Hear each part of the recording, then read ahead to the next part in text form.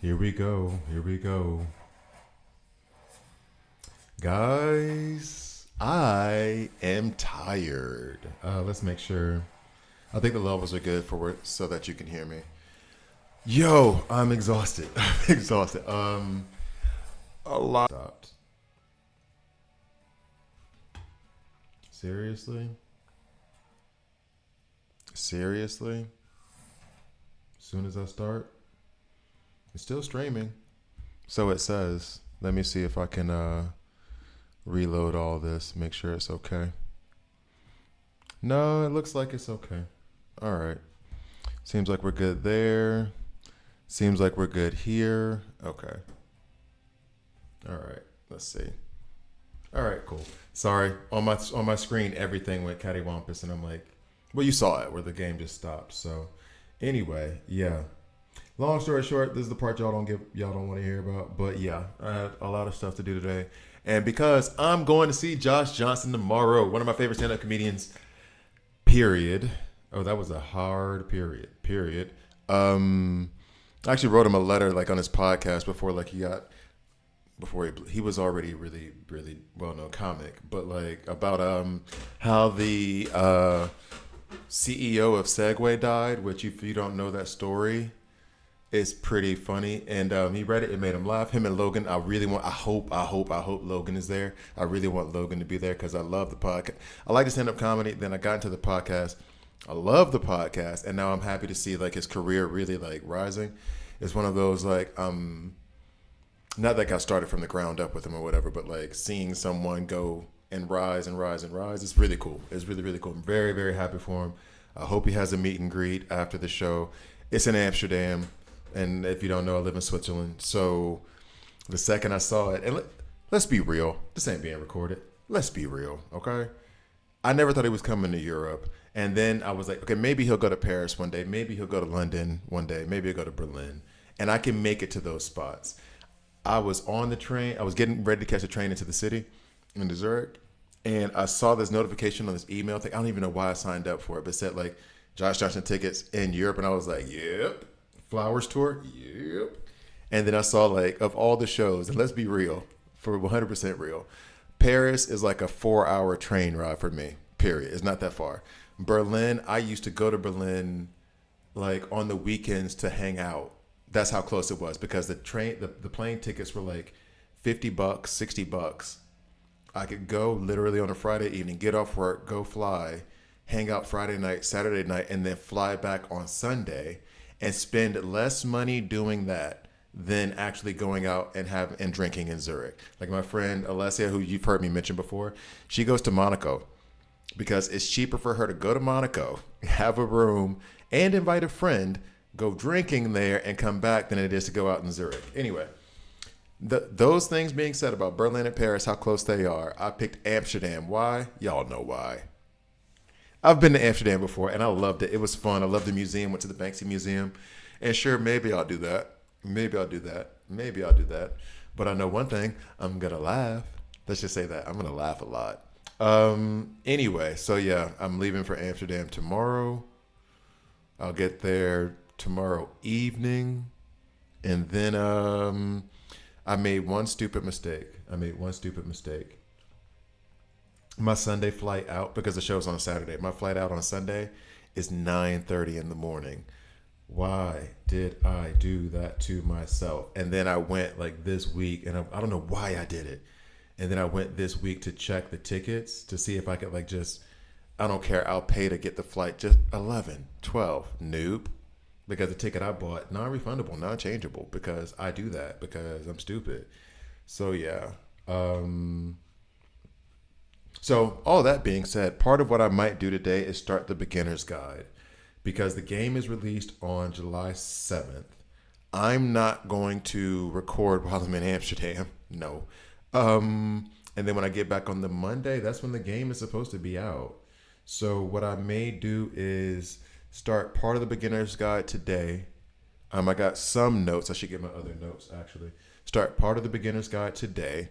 And you'll see me talk through it because what I did before was I would sit down with a notebook and go through the game and write everything down. You guys are going to see me do it piece by piece, and your input is more than welcome. Your questions are more than welcome. So I'll start a piece of it today. I might do some of it tomorrow. I do have a meeting in the morning tomorrow at 10. So maybe, maybe not. We'll see. And then when I get back Sunday, can't believe I'll be back at 11. Maybe that was my logic. I'll be back in Zurich around 11:30. I'll be home by like 12, 1. So then maybe I'll do a stream at like 3 or 4 and finish off the beginner's guide to be released. I wanted it to be released on Sunday actually, so maybe I need to do an all-nighter and just do the beginner's guide tonight. Who knows? The first thing I have to do, thank you DC Rose Collide for this. This is the first chance I get to complain about your game in earnest. They released a blog. So I'm going to go over that, and that's so important to me to get out immediately that I will, damn. You guys can see how all the scheduling works, full-time job. That's over hours. And trying to do all the stuff I want to do for this game. Woohoo! I want to go over that blog that they released because they did change a lot of stuff in the game, and I'm in the Discord, though I don't really comment in it. And there's a lot of irritation. We won't say anger, but a lot of people voicing their concerns and voicing their displeasure with it. I read through the blog briefly, and I understand what they're saying, but it sounds... You'll see. This will be the first time I complain in earnest about the game, and that's what they want. They do want that because, as from what I understand of these games, they take all the feedback. That's the only way games like this, Marvel Strike Force, 7 years deep, Star Wars Galaxy of Heroes, I think that's like a decade going. The only Raid Shadow Legends, like the only game Raid might be something different, but the only reason why those games can last as long as they do is because they do something, they take a bold move, they catch hell for it, and then they respond to the feedback, and sometimes they adjust it back a little, sometimes they don't adjust it at all, but they do pay attention from what I've understood of how most of these games work if they're going to be successful, i.e. check out Marvel Future Revolution and how that game died in a year. So in any case, what I'm going to do is first I will go through the blog. I will be kind of chop, snap, snap. And then I will do, you know what? I can do Elite Arena and make it a part of the beginner's guide to begin with. I'll do that. And then I have some notes here and I have some other notes that I want to get to, but I think I'm going to just try to walk through. And anybody who's there who wants to talk it through it with me, cool. And we'll do that together. So first things first, what I'm going to do is get this intro going and talk about this blog, which a lot of people are not very happy with. Okay. So let's find something that can be, you know what? No. Because I also have a shout out to George. George, I did something George, in case you don't know, is I'll call him DC Worlds Collide Oracle because DC Legends Yoda, Craig, the homie, I don't want to give that Yoda name to somebody else. So he can be the Oracle, okay? Our DC Worlds Collide Oracle, George, his spirit spoke to me today when I was trying to develop Wonder Woman. And he was right. And I want to give him his props for that. And that can't be an independent video because it's not that deep. But maybe that can also go into the beginner's guide of like just strategy. So that'll be the next point that could go in there. Okay. It was so like what happened was so, I think George would literally stand up and just applaud me, like slow clap, like from a 1980s movie. He just looked at me with a single tear, like, I'm so proud of you. The players carried me off the field. Rudy. Overrated movie.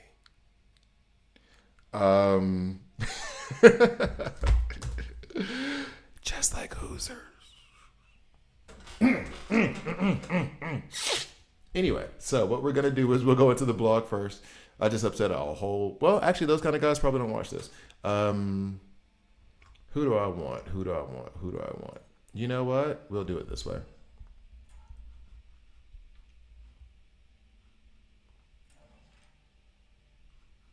There we go. We'll do this.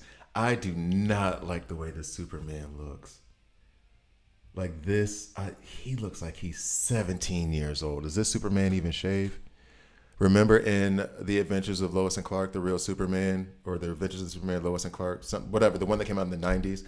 That was the first time I saw where they explained how Superman shaved himself, and it was basically him using a mirror and using his eye, his beams to like shave himself. I thought that was cool as hell. Anyway, all right. So let's go ahead and get into this video and then get into this blog. Ooh. And here we go. In 3, 2. If you're watching this, you might be very new to the game. I don't want, if this is the first video you've ever seen me do, think that I'm a complainer. I don't like to complain. I don't like complaining about games that are for fun and for entertainment. And you should not get actually very violently upset over a mobile game. Any game. Any game. I don't care if it's a game you're playing, a game you're watching, whatever. Shouldn't be that serious. Shouldn't be that deep. That being said, you're about to hear me rant a little bit. Just know that half of me is being funny. 40% of me is being funny. 20% of me is being funny. Let's get to the video. And 3, 2. Hi guys, I'm Gravy here, and this is a DC Worlds Collide video. In this video, there is a blog. They release like news and updates. I don't know how often they do this. It seems like from what I saw, it was once a month. It may switch to once a week if I'm making this assumption because the game is going to be like globally released in 4 days from the date of this recording. So maybe they'll make them more often. As often as they make them, I'll go through the blog kind of as like a news update thing. I will try not to make them too long, but every time I say that, they end up very long. Also, these videos will take precedent over other videos that I'm going to release. So what you'll see is that there might be a time jump. If you're watching it consecutively, there might be a time jump. So right now, this video is going to get released today, if not tomorrow morning. And then there's going to be a string of another 20 videos that I've already recorded. 20, 30 videos I've already recorded that'll come off the back of it. And then anything else like the beginner's guide is going to come out July 6th, July 7th. So that's going to jump the line, just so you know, just kind of giving you a programming note. So this blog came out. I did not expect it. And to be honest, I wasn't looking for it. It wasn't like anything that I was like kind of keeping my eyes out for. I'm putting up this Superman DCU because they've introduced another Superman. And as much as people would like to complain about it, I will say this. There's a damn movie, guys. Of course, they were going to put another Superman and this busted ass. Like, I did not want to say that. This busted looking Guy Gardner. 20% funny. Yeah. This busted Guy Gardner and all this other stuff that they've added to the game. They're gonna. And then if this had come out when the Blue Beetle movie came out, which the Blue Beetle movie was good, y'all. I like that movie. Then there would have been a second Blue Beetle or a Blue Beetle skin, and they probably would have put his grandma in there. She was cool. She was funny as hell. But like, it's gonna happen. I'm not exactly thrilled that they put him in. Is he a legendary or an epic? Because here's the other thing: if they put him as an epic before, or they put him as a legendary to where Superman has 2 legendary characters and Batman is only an epic, I'm gonna be livid. You bet out of the Holy Trinity, which is Superman, Wonder Woman, Batman, this Superman better be an epic. If you give another Wonder Woman before you do another Batman, she better be an epic, and the next Batman better be a legendary. All's I'm saying. Anyway, so let's go ahead and get into this blog. I have, like I said, I've read some of it. I've also been on the Discord and heard a lot of the chatter of not being happy with what's going on. Because they're nerfing a lot of characters. Now, this isn't going to be something that a lot of people are going to really notice if you're just jumping into the game and it's part of the global release and you're not going to see it, or you're not going to notice this difference. But for those players who've been in it for a while, it does affect them greatly. For me, I'm thankful that I only started about a month ago, something like that, because I'm upset, but I'm not because I haven't really been that deep into the game and I haven't put a bunch of resources into it. But one of the major changes went to Lex, which funny enough, Lex is a character that they ask you to fuse. So to nerf him before the global release is kind of like a why would you do that? But anyway, let's get to the blog. Get to the DC Worlds Collide patch notes 10.2. So new feature. They're gonna have new features. So the new League Mother Box earn a new cryptid token from League Challenge rewards for a chance to at the recently released Elite and Legendary characters. Okay, so the new ones. So then, wait. Does that mean that Superman was Elite? No, he must be Legendary. This new League encrypted token is also a great way to top off your rare and Elite fragments needed to rank up your characters. You have League challenges will be revamped, total revamp. We're going to skip all of this. Strategy recommendations specific to every fight. Boss escalations and kit changes lean into counterplay. Added difficulties 5 and 6. Rewards overhaul, including League encrypted tokens for the new League Mother Box. They have done combat rebalances, which is a way of saying nerfing, folks. Critical hits can now be blocked. This I am okay with. I don't see it. I mean, I see it being a major change. Don't get it twisted.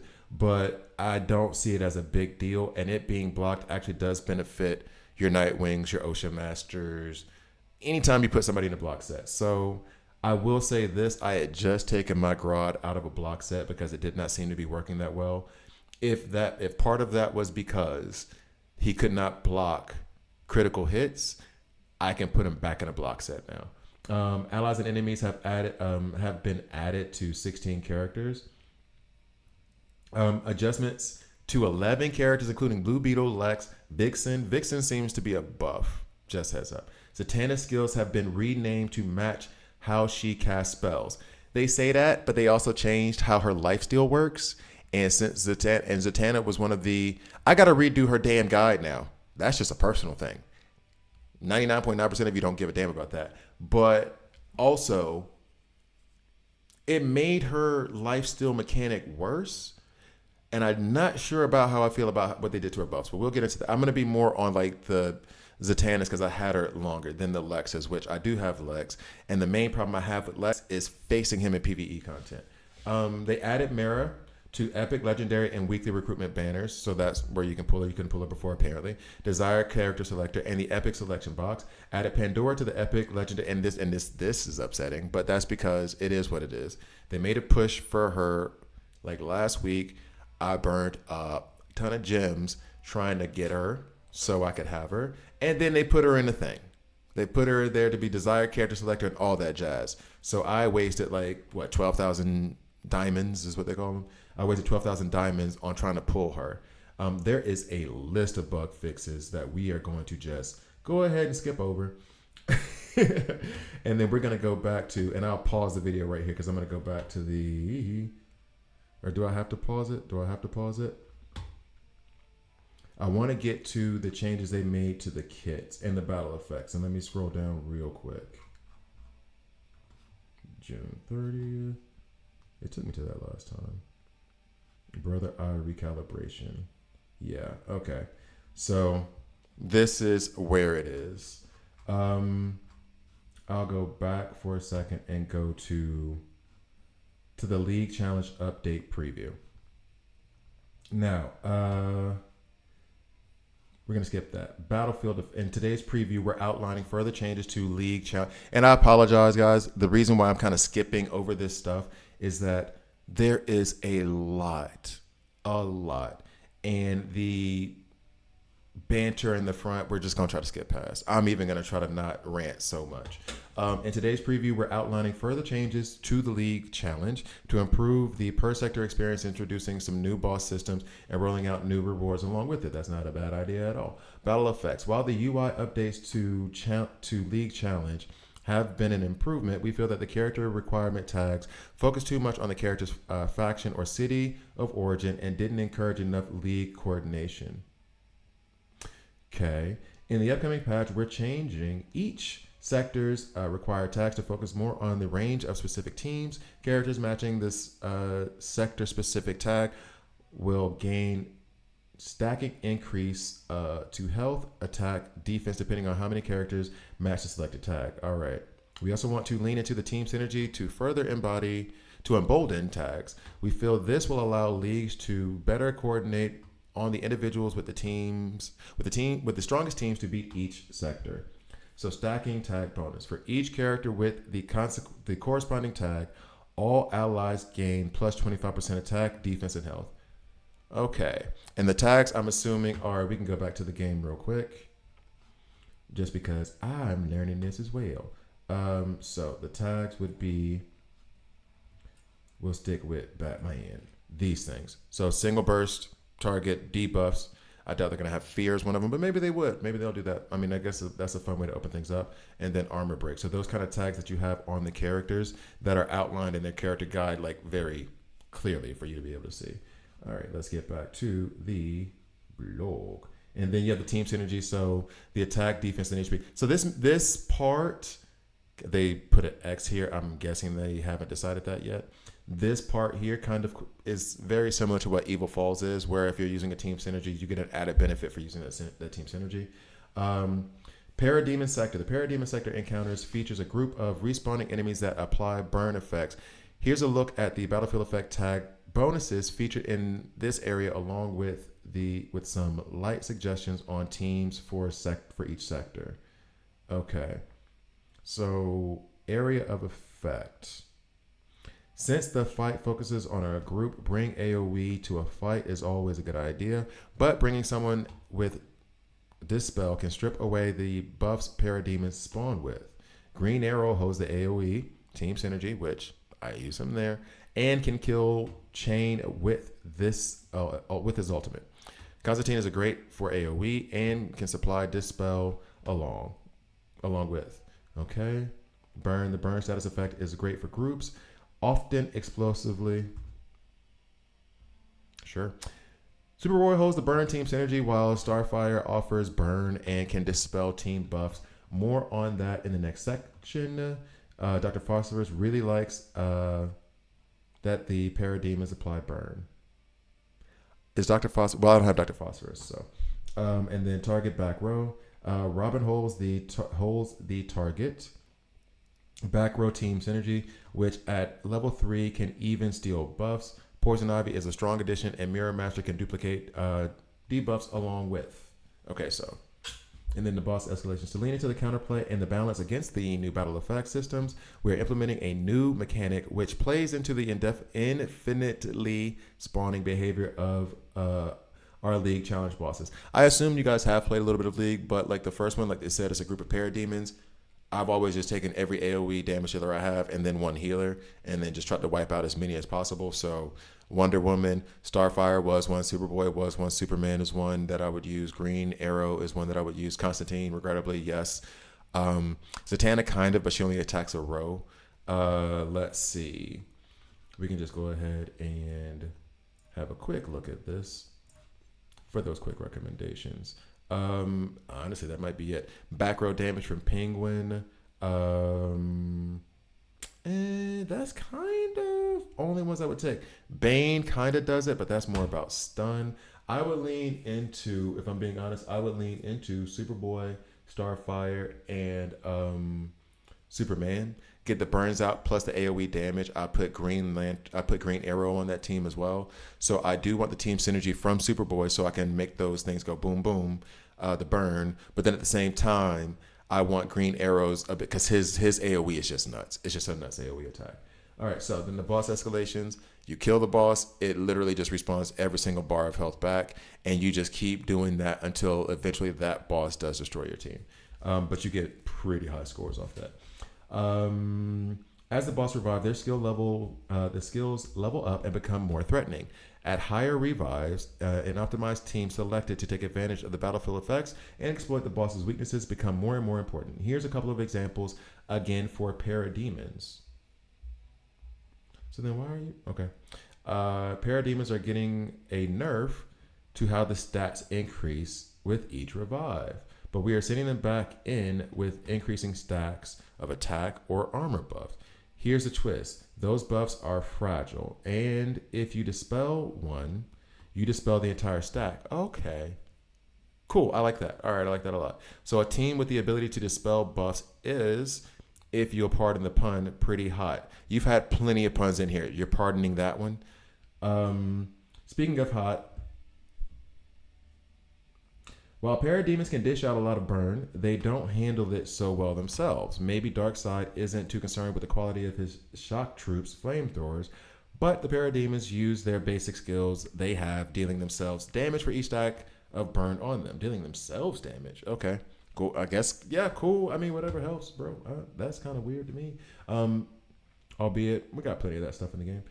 Be sure to pop open the strategy details for each boss and then yeah, that's something that you need to look at every time. Click that purple arrow and use that. New difficulties, that's pretty clear. New rewards. In addition to changes to the encounters, we also did a pass to increase the overall League Challenge rewards. Yay.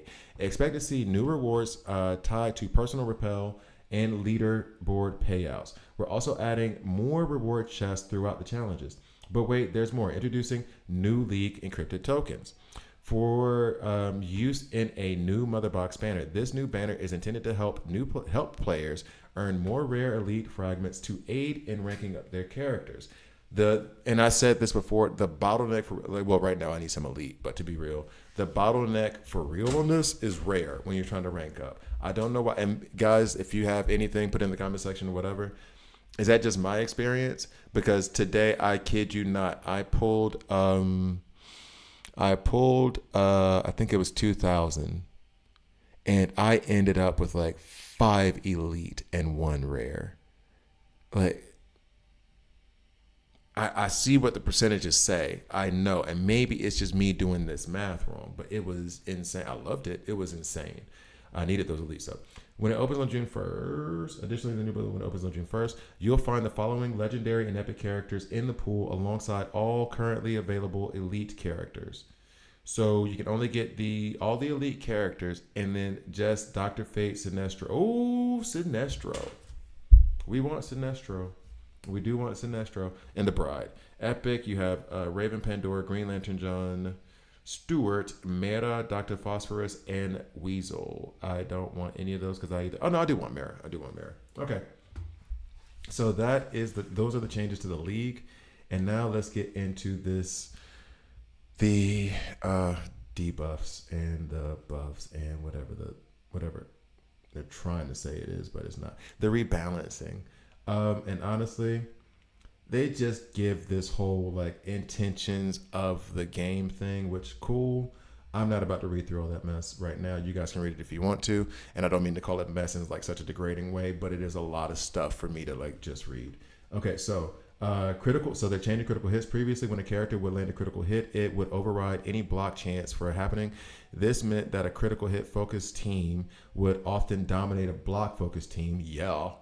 Our intent was for block focused teams to do well against crit focused teams, or just, it doesn't have to be well, just leave the block chance up. And so we have made the following changes. Critical hits cannot be blocked.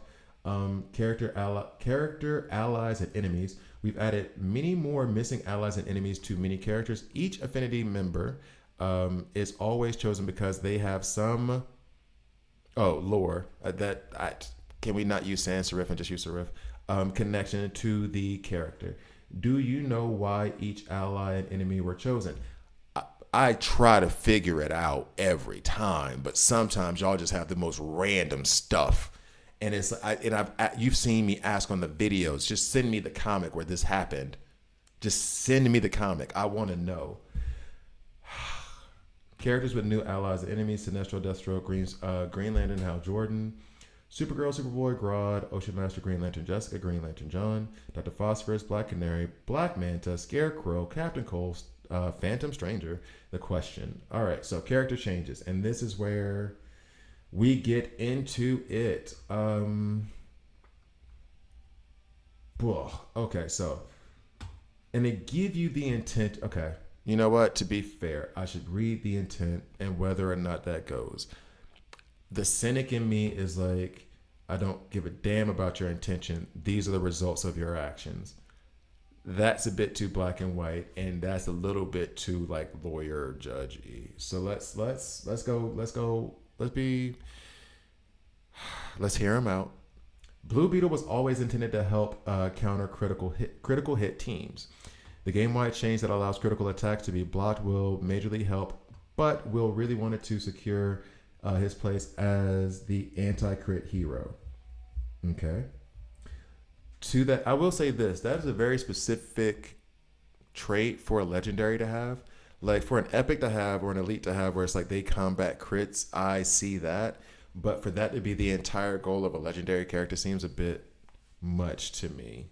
Anyway, we're changing his legendary passive tactical sharpness to apply not only to himself, but to all back row allies. That's cool.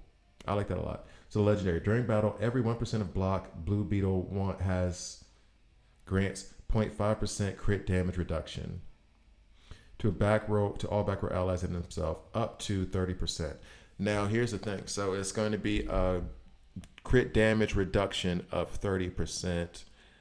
Theoretically, that's the max. And it says to back row allies and himself. So that means you want to put him in the front, right? Is Blue Beetle a tank? That's something we can just look at really quickly, because I'm not exactly sure. Blue Beetle is a tank. He is a mighty tank, which, I mean, sure. I'm not about to read through his kit and all this stuff right now. However, I will say this: that does not put him above Superman for me. Lex, this is the one that had a lot of people heated in the Discord. Okay, Lex Luthor is the go-to shield character who holds the shield team synergy. His ultimate puts up nearly insurmountable wall of defense for your whole team. He's also a great legendary to chase after, as there is a guaranteed way to craft him, but which does require resources and effort. So when you change him, it better be something that's, okay with the community, because people take their time to do that. However, his win rates were sky high, even against intended counters like Bleed. And I will say this: I have been trying to build Bleed teams to deal with Lex from a PvE perspective, and they do bring up a valid point. Like, it does not work. It does not work. We tested a few changes, like simply lowering the shield amount or making his ultimate cost more ultimate points, but these did not give us the satisfying results. Does not give us satisfying results. At the end of the day, we still want Lex to be strong. So our goal, they even here's the thing. With Blue Beetle, they're like, nah, we just gonna make him better. Okay, cool, this, bam. With Lex, they knew people are gonna be so livid that they were like, no, wait, let me explain. No, let me explain. Let me talk. I got all these bullet points, okay? Let me talk though. And they are breaking it down. When you over-explain, you're in trouble. When you over-explain, when you got that bad grade and had to go home to your mom, you were thinking what can I say? I've done that before. Where I was like, something bad at school happened, and I was like, I gotta say something. I can't just walk in here like a regular ass 8-year-old and think it's all gonna be okay. What can I say though? I've had those moments. Jeez, love you, mama. Rest in peace. Keep Lex strong. Make him less of a no-brainer addition to any team. Make him even stronger in certain team comps, like pairing with Jessica Cruz. I did just rank up Jessica Cruz because I'm just wanting her to be good, and the jury's still out. The below change will make it cheaper to use the ultimate right off the bat, and even increases the shield amount of higher ranks. However, he now has a longer cooldown, and each activation of his ultimate increases the cost of future activations by 1. With these changes, it's important to plan out Lex's ultimates so you can maximize his effectiveness in battle. So the cost is 2, cooldown is 3 for his ultimate. And then level 1 activates the defensive force field that grants all allies a shield that can absorb damage equal to 16% of max health for 2 rounds. Increases the cost of future use by 1 ultimate point. Okay. So the cost was 2, now it's 3. Then it goes up to 4, I think. Shield damage absorption increased to 19 instead of 18. Shield damage absorption increased to 22 instead of 20. Up from 20. When did it go to 20? It went to 19, bro. Okay, so basically it is, you use it the first time, you're going to get a It's going to cost 2. Then it's going to cost 3. Then it's going to cost 4. Then it's going to cost 5. This, I think, is actually...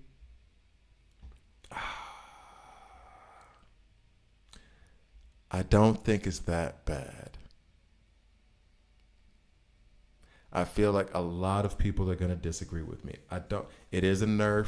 It does kind of suck. I'm not heartbroken over it, and part of it may be that I'm relatively new to the game.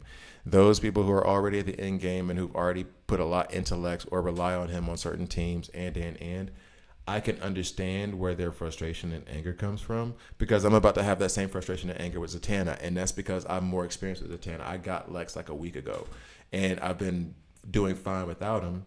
So having him now, it's great. He's been fun. I like him, but I haven't had a chance to integrate him into all of my teams and all these different things yet, whereas other players who've been around longer, who are further along than me, may have already. That being said, his ultimate cost is 2 to begin with. That goes up to 3. I think it started out at 3 last time and it just stayed at 3. That means he gets his first 2 shields up relatively quickly, like within 5 turns. Well, not 5 turns, but within 5 ultimate points, right? After that, it becomes 4. When that happens, given all the other ultimates and everything else, that's pretty deep into the battle, right? And so it's kind of ensuring that you just can't like keep this permanent barrier up and block people from making any progress, which I can see where people are upset, but I don't think that's that big of a deal. And it might, like I said, it might be my lack of experience with Lex. I would love to hear back. I would love to hear George's opinion on it, because like I said, he's the oracle of DC Worlds Collide for me. And so his perspective on it, I would really, really appreciate, because I want to know like what a lot of people are upset, and I can understand being like, man, this sucks, but not like anger. You know what I'm saying? Like just, because what I'm about to say about Kid Flash, this kind of sucks. For Zatanna, this kind of sucks. But I'm a rock with it. It's still okay, right? So anyway, hit me back. Am I absolutely wrong? Be respectful.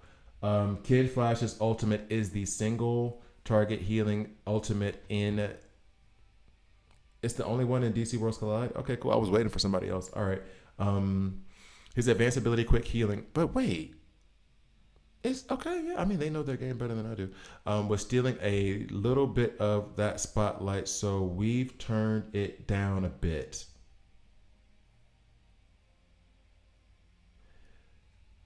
Kid Flash's ultimate is the single target healing ultimate in DC Worlds Collide.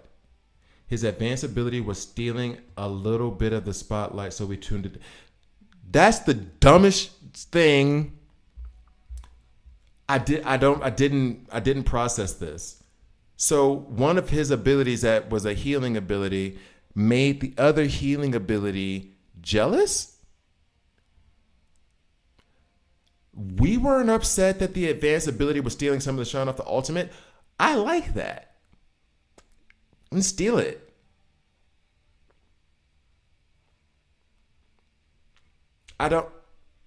This does not make sense to me that it's stealing. This is the only ability that does that heal. And the other one was stealing from it. So we just decided to nerf the other one. Oh, and nerf the ultimate. You mean, man. Dog. That's just the wording of that's just stupid as hell to me. I'm sorry. And then what they do is heals the ally with the lowest proportion of health equal to 120% instead of 195. This was so damn nice to have, because then I could run him sometimes single as my support. In this, I don't understand how this is something that is improving him.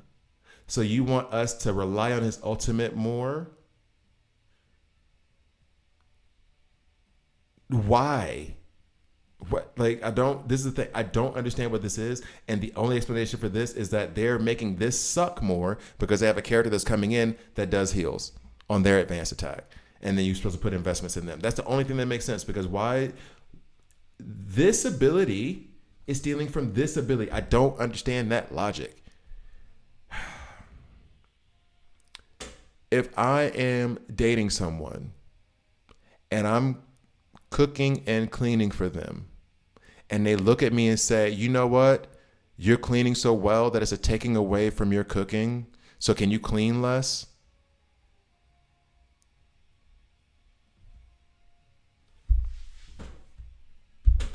You name the woman that's going to tell me to clean less. Okay. Give her my number immediately. Okay. Oh, they didn't nerf the. I just saw this part. They didn't. Okay. They didn't nerf his ultimate. That's so annoying. I guess, but here's the thing though, and that's because I have a lot of experience with Kid Flash, right? And this is annoying. And again, I'm a rock with it. It's not the worst thing in the world. It's stupid. It's not the worst thing in the world. And that is probably how the people who have been playing with Lex, as long as longer than I've been playing with Kid Flash, feel. So like this is what I'm saying. I don't want to invalidate anybody's feelings about that stuff. It's just it's not a big deal for me. Let me put it that way. This is a big deal for me. Supergirl, nothing that happens to her is going to be a big deal for me because I don't have her yet. So you can't miss what you haven't had, right?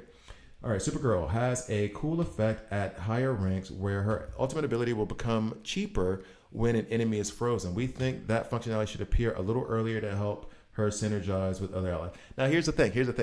See what's funny? They went through a whole damn list to explain why they made these changes to Lex because they knew it was bad. Kid Flash, I don't know why they didn't give us more explanation. This is the dumbest explanation ever. With this one, they were like, no, we just made her better. Bop, bop, bop. And then they kept it pushing. So the changes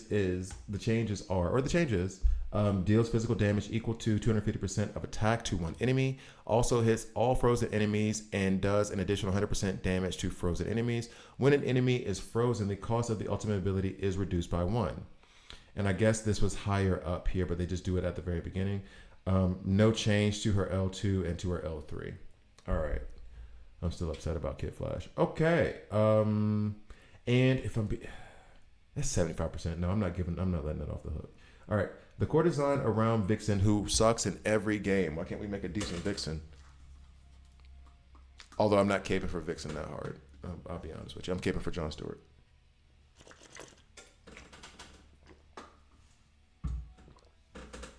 All right, so the core design around Vixen was simple. She is a tank with higher than average attack. She is powerful when her allies are alive, and even more so when enemies have bleed on them. However, she wasn't quite living up to her potential. She'd sucked. So we've changed her passive ability to no longer give you small bonuses for each standing ally. Instead, give one massive bonus for having a full team. Her emblem is also much more powerful at the start and more greatly rewards having a full standing team. So basically, it is not that. Okay, so isn't this also a nerf? Because instead of it being like you get 10% per ally, you get 50% for having the whole team. But then once one falls, you lose that 50%. So it's not that she falls off gradually as characters go down. She just drops off a cliff when the first one falls. Am I missing that? That's right? Sup, Napo? How you doing? That's right? Like she's just gonna fall off a damn cliff, basically. Instead of giving her give one massive boost for having a full team. That's so instead of the small bonuses for each ally.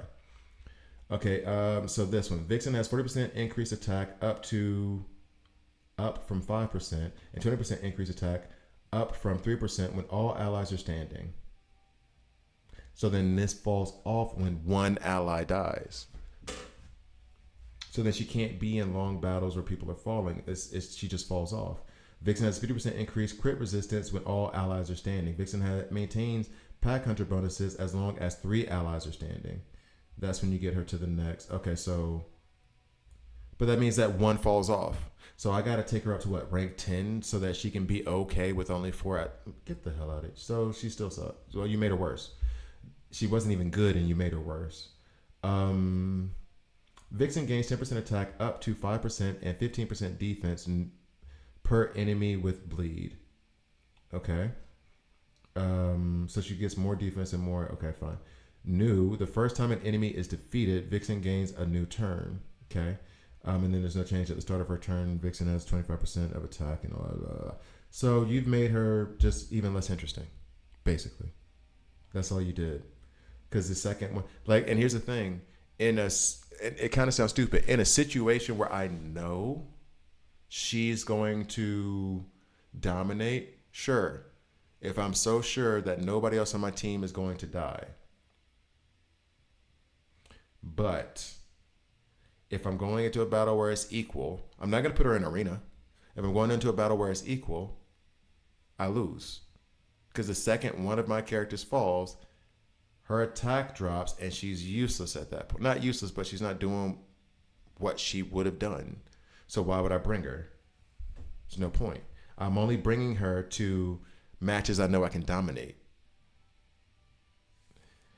Okay. And I don't even have Vixen, and I still don't want her now. I mean, damn that. Remember that cool conditional ultimate cost ability that Supergirl has? Well, we thought Star Sapphire could use it as well. See, that's nice. Now, when her collected heal amount is 100% or higher, so that means that they're letting it go over 100%. I think the max was 100%. Her ultimate will be a 1 point cheaper. Also, to help get her to 100%, we've made her basic no longer consume the collected heal amount. That's cool. Her basic used to use that, so that meant that it would just keep going up and down, but just off of the basic. With this, I'm guessing they're saying it only dispels with the ultimate. So the changes were deal superpower damage 360%. This is the ultimate of attack to an enemy target. Additionally, consumes 40% of the collected heal amount to convert into additional attack power for the current skill. When the collected heal is at 100% or higher, so they're letting you go higher, decrease the cost of the ultimate by 1. And the damage increases to 410, and the collected heal amount to be consumed increases to 50%. So consumes 40% of the heal amount. Now she'll, okay, 50%. Okay, cool, makes sense. And then now the changes here. Attacks an enemy dealing superpower damage equal to 140%, which is up from 120. Damage increases to 150, up from 130. Damage increases to 160 if you have more than 50% collected heal. So if you have it, but it does not use it. Okay, cool. This makes me want to use Star Sapphire a little bit more. I'm gonna write this down. Everybody, this is of all the thing that changed and all the quote unquote balancing and improvement you've made. So far, I'm only interested in using one character. Everybody else, I'm already using Kid Flash and just have to get over it. Vixen, no thank you. Supergirl, yeah, sure. Okay, Supergirl, let me cut the drama. The hell. I mean, like I said, it's not a big deal, but it doesn't make me like him more. We can say it that way. It doesn't make me like him more. Blue Beetle. There's a flaw in Blue Beetle just to begin with. Okay, so Zatanna. Is Zatanna and then Two-Face and then Constantine. And then Dr. Phosphorus. And then Weasel. It's a lot of stuff, guys. Told you it was going to be a minute. All right, Zatanna. See how they get all that explanation? You know why? They made her suck. We believe Zatanna is too narrow in her design. She's really good at heavily buffing 1 or 2 allies with crit rate, frantic, and granting them lifesteal, but doesn't do much else for the team. We don't need her to do nothing else. It was fine. Additionally, she is one of the few characters who can dispel buffs from enemies with her ultimate.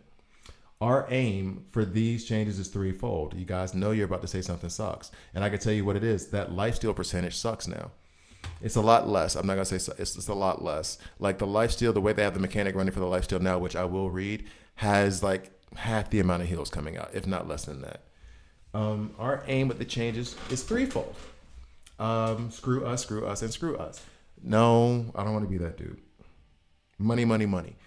Spread out her support to the whole team instead of laser focusing on 2 allies.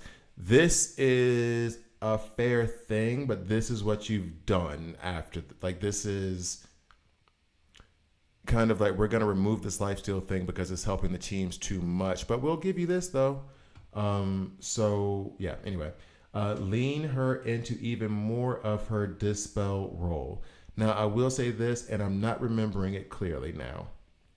I will retract a lot of what I'm saying right now if the dispel is like on the basic and the advanced attacks. And if that's the case, then I can kind of be more okay with the lifesteal sucking now. Give her some self-sustain.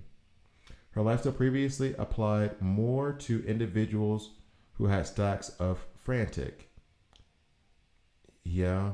Now she will apply an even amount of lifesteal to the entire team based on how many stacks of Frantic on all allies. Which, yeah. So she puts out Frantic on everybody. And then the amount of lifesteal that happens is based off that Frantic. But when the Frantic goes away, the lifesteal reduces. So she doesn't grant Frantic for until the end of battle. Unless I read that wrong. In addition, she now applies much more Frantic to the whole team at the loss of no longer applying Strong Attack. Now, that does bother me, the no longer Strong Attack. However, it's not the worst thing in the world because Strong Attack is only 8%. 8% does matter, but if you're giving me more Frantic and more chances to crit, I can see where that balance comes in. Frantic is 10% increase crit chance. So I can see that balance. I can see where it's like, we're going to take away Strong Attack, but we'll give you Frantic. That seems a bit like a nothing burger to me. But I guess if we crit more often, that's nicer. Deals superpower damage equal to 120% and dispels 1 stack of a single buff from an enemy. Level 2 dispels 2 stacks of a single buff from the target. Damn.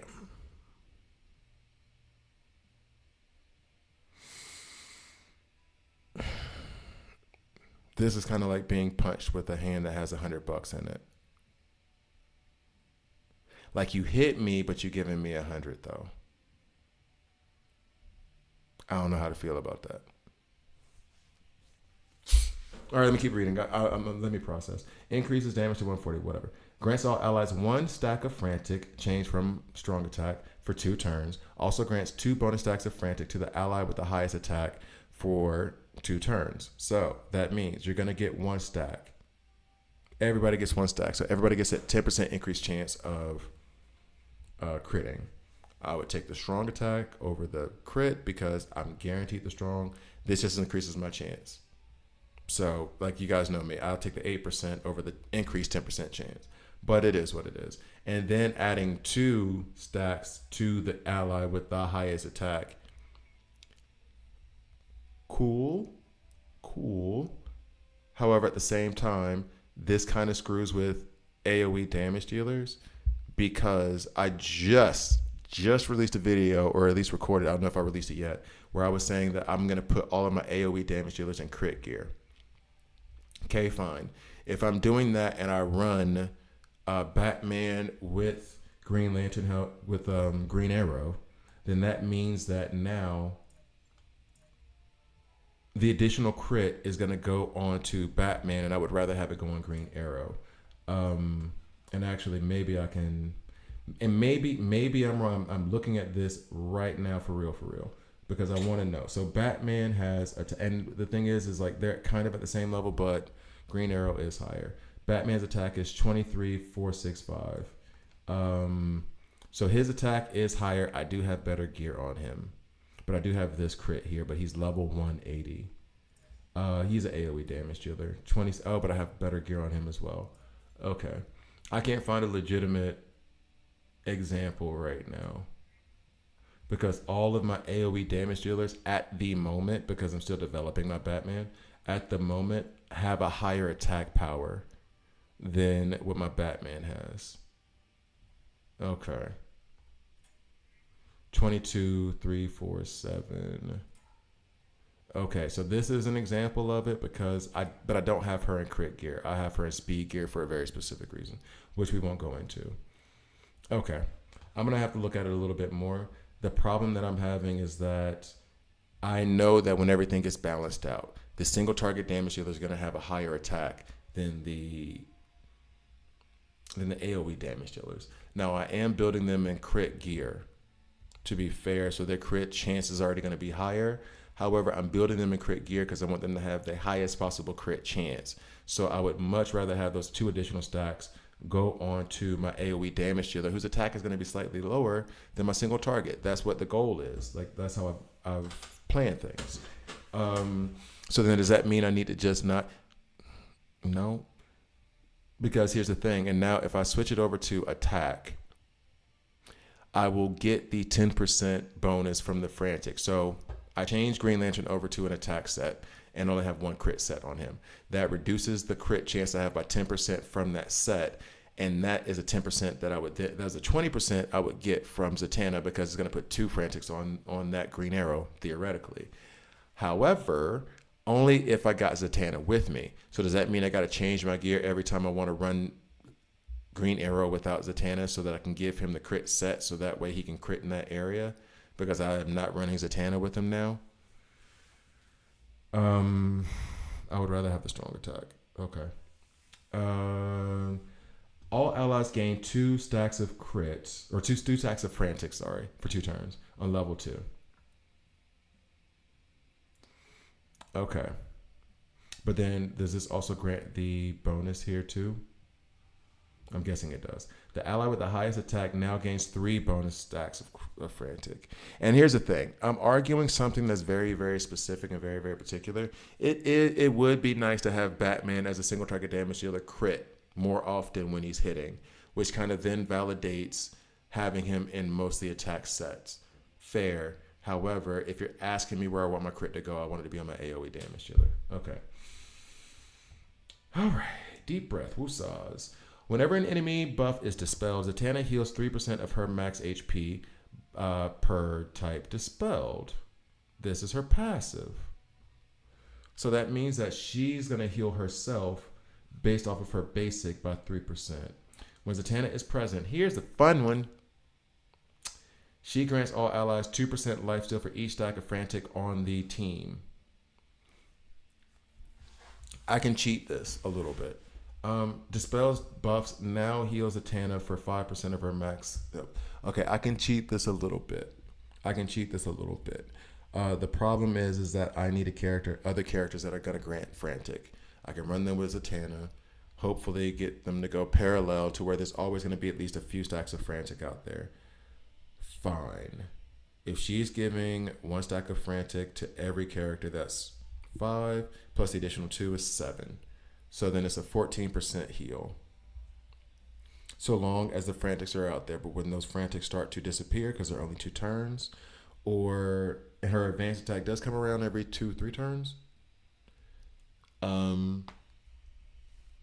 then that lifesteal ability goes away. So it'll be good in the beginning and then good like turn 3 or 4. If I have her level 2, all allies gain 2 stacks of frantic. So then that means whenever she's running that advanced attack, which makes me want to put her in, I think I have her in speed gear already. She puts out 2 on everybody. That's 10. That's 20% lifesteal. So the thing is that it is better in the sense of the percentage you're going to get based on the frantic that she puts out. However, it's only better. It's better like this instead of this steady, like this is what we're getting. So I can understand, I can see where it's like going to force you into building different types of teams, which is kind of cool. Experiment more. But it bothers me. I want her to stay the same. Okay. No, like when I think about it, it's like I can. In my head, I'm starting to theory craft already, like what I want to do with her, which I do like theory crafting in these types of games. I can't do it in other games because my brain just doesn't work that way. But like in these types of games, I can theory craft and I can take in like information and do it. So I'm trying to like think in my head of how this could work with who and I do appreciate that part of the game. However, I would rather have not had that lifesteal thing change. There were all the other changes, the frantic and the strong attack. That's cool. And I mean, I guess this is cool to some degree because then maybe I can build up something to where now this is going to be better than what it was before. Maybe. However, all this explanation makes me feel like I'm just trying to justify something so I don't completely crash out. Two-Face. Two-Face is great for defeating Owlman, but we want him to be a stronger support option outside of Evil Falls. See how they don't need to do a bullet-pointed thing? It was just straight up. These changes adds an offensive benefit while in the front row and a defensive benefit in the back row. Okay. So, without reading other, while his good side is revealed, which is when he's in the front row allies gain 1 additional stack of bleed whenever they add bleed. Oh, apply. Gain. They apply an additional stack of bleed whenever they add bleed. So whenever they're adding a bleed, they will apply more bleed. They will apply 1 more stack of bleed. When his bad side is revealed, back row allies gain 15% life steal. What?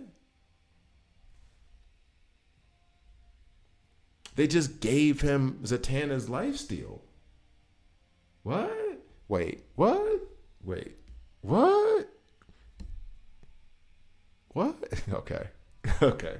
I'm smiling because I just pulled a bunch of like Two-Face frags, and so I think I can actually rank him up. I was gonna do Batman first, and I'm gonna do Batman first, but then I think what? They just gave him Zatanna's life. I did not notice that.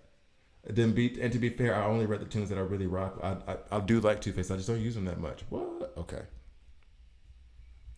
I like that a lot. I just complained about this. And the more and more I look at this, the more and more I want to like just hop into my rosters now and figure out what I can do with it. So I'm not as upset as I was in the very beginning when I read it. I still don't like it, but I'm not as upset. This made me happy. This made me happy. I got to see how it performs, but that made me happy. When it gets out of and this is the other part of it too. I rarely use Two-Face in the front row. He's usually in the back because damage amplification for back row allies is 14%, and that just increases as it goes. So if I got 14% increased damage, which would be better than that Zatanna strong attack that you would put on with the Frantics, and I get 15% lifesteal, we can roll. I don't have a good like mighty heal option. Two-Face just became that. We can go with this. Okay. We can go with this. All right. Shh. Two-Face. Let me not curse on this microphone. Two-Face. What's up? What is up? What is up? Okay. I'm making all my little notes down here, all my ideas and stuff. What? Okay, let me stop writing. All right, Constantine is a key hero. We're going to use that word loose as hell for the sacrifice team. Sacrifice should be a mechanic where you lose out on HP so that you can gain some benefits. Yeah. However, I felt that he was healing you too much. George said he had heals. I still didn't want to use him. And the sacrifice part of his abilities was rarely felt.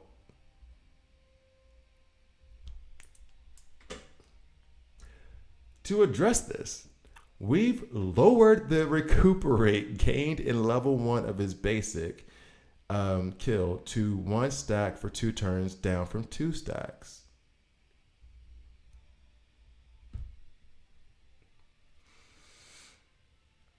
In my head, I'm giving Constantine a middle finger. 2 of them. Double barrel birds.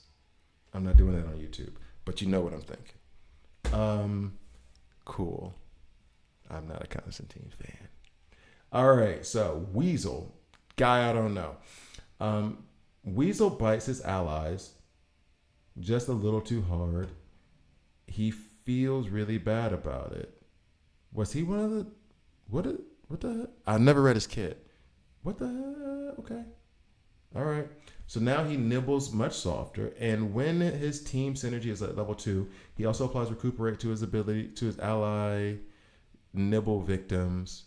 But thanks to our Discord community for highlighting this concern. We took your feedback under advice. Oh, they let you know. It's like, no, but on this one we listened to you though. Like, no, other stuff. Forget the other stuff. We were listening on this one now. We listened to you. Pat us on the back. I'm being a jerk. I know I'm being a jerk. I'm sorry, guys.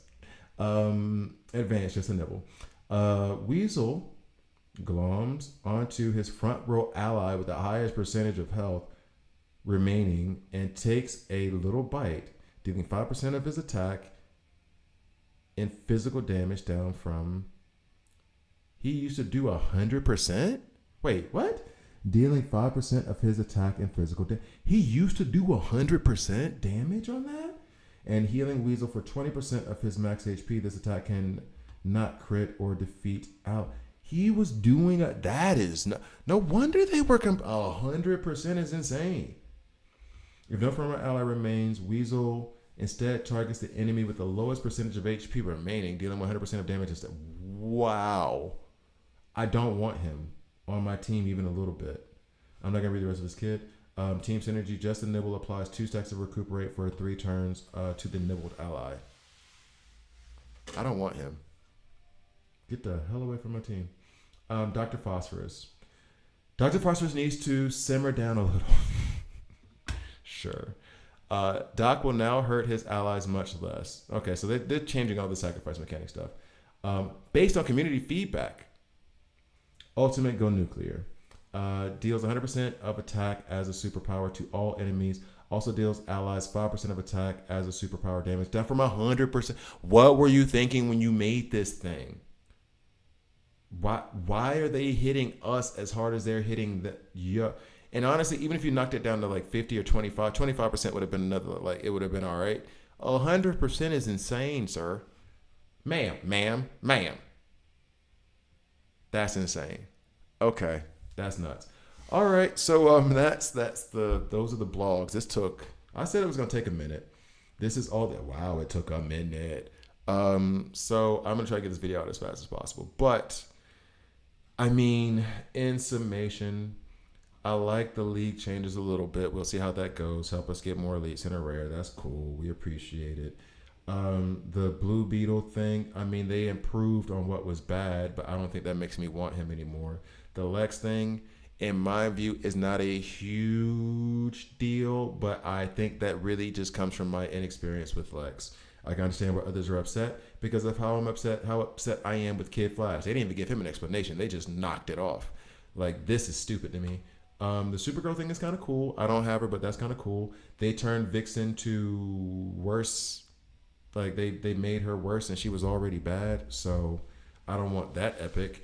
Star Sapphire, I'm gonna try to use her more. I like what they did with her changes there. Zatanna, I was really upset at first, but after reading it now and actually trying to think through it and not just reading it on the train while I'm on the way to work, I feel not as upset with that one. I feel like I can I can try to, or a goal of mine could be to build a frantic team or find a frantic like duo for her, so that way we can like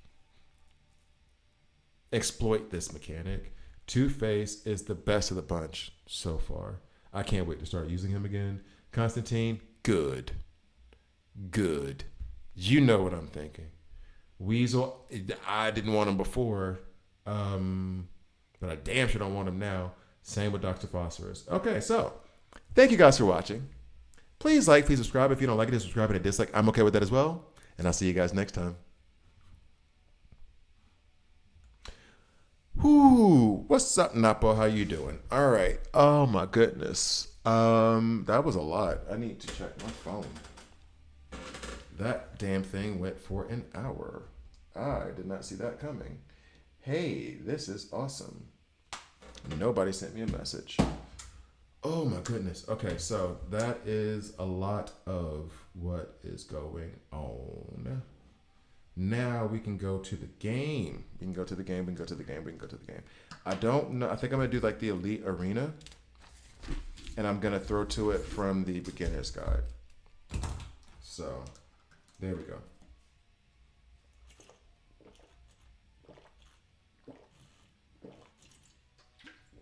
Okay. Let's get into Elite Arena. And I don't know. Actually, yeah, I'll use this footage twice. That's what I'll do. All right, so we'll go do that.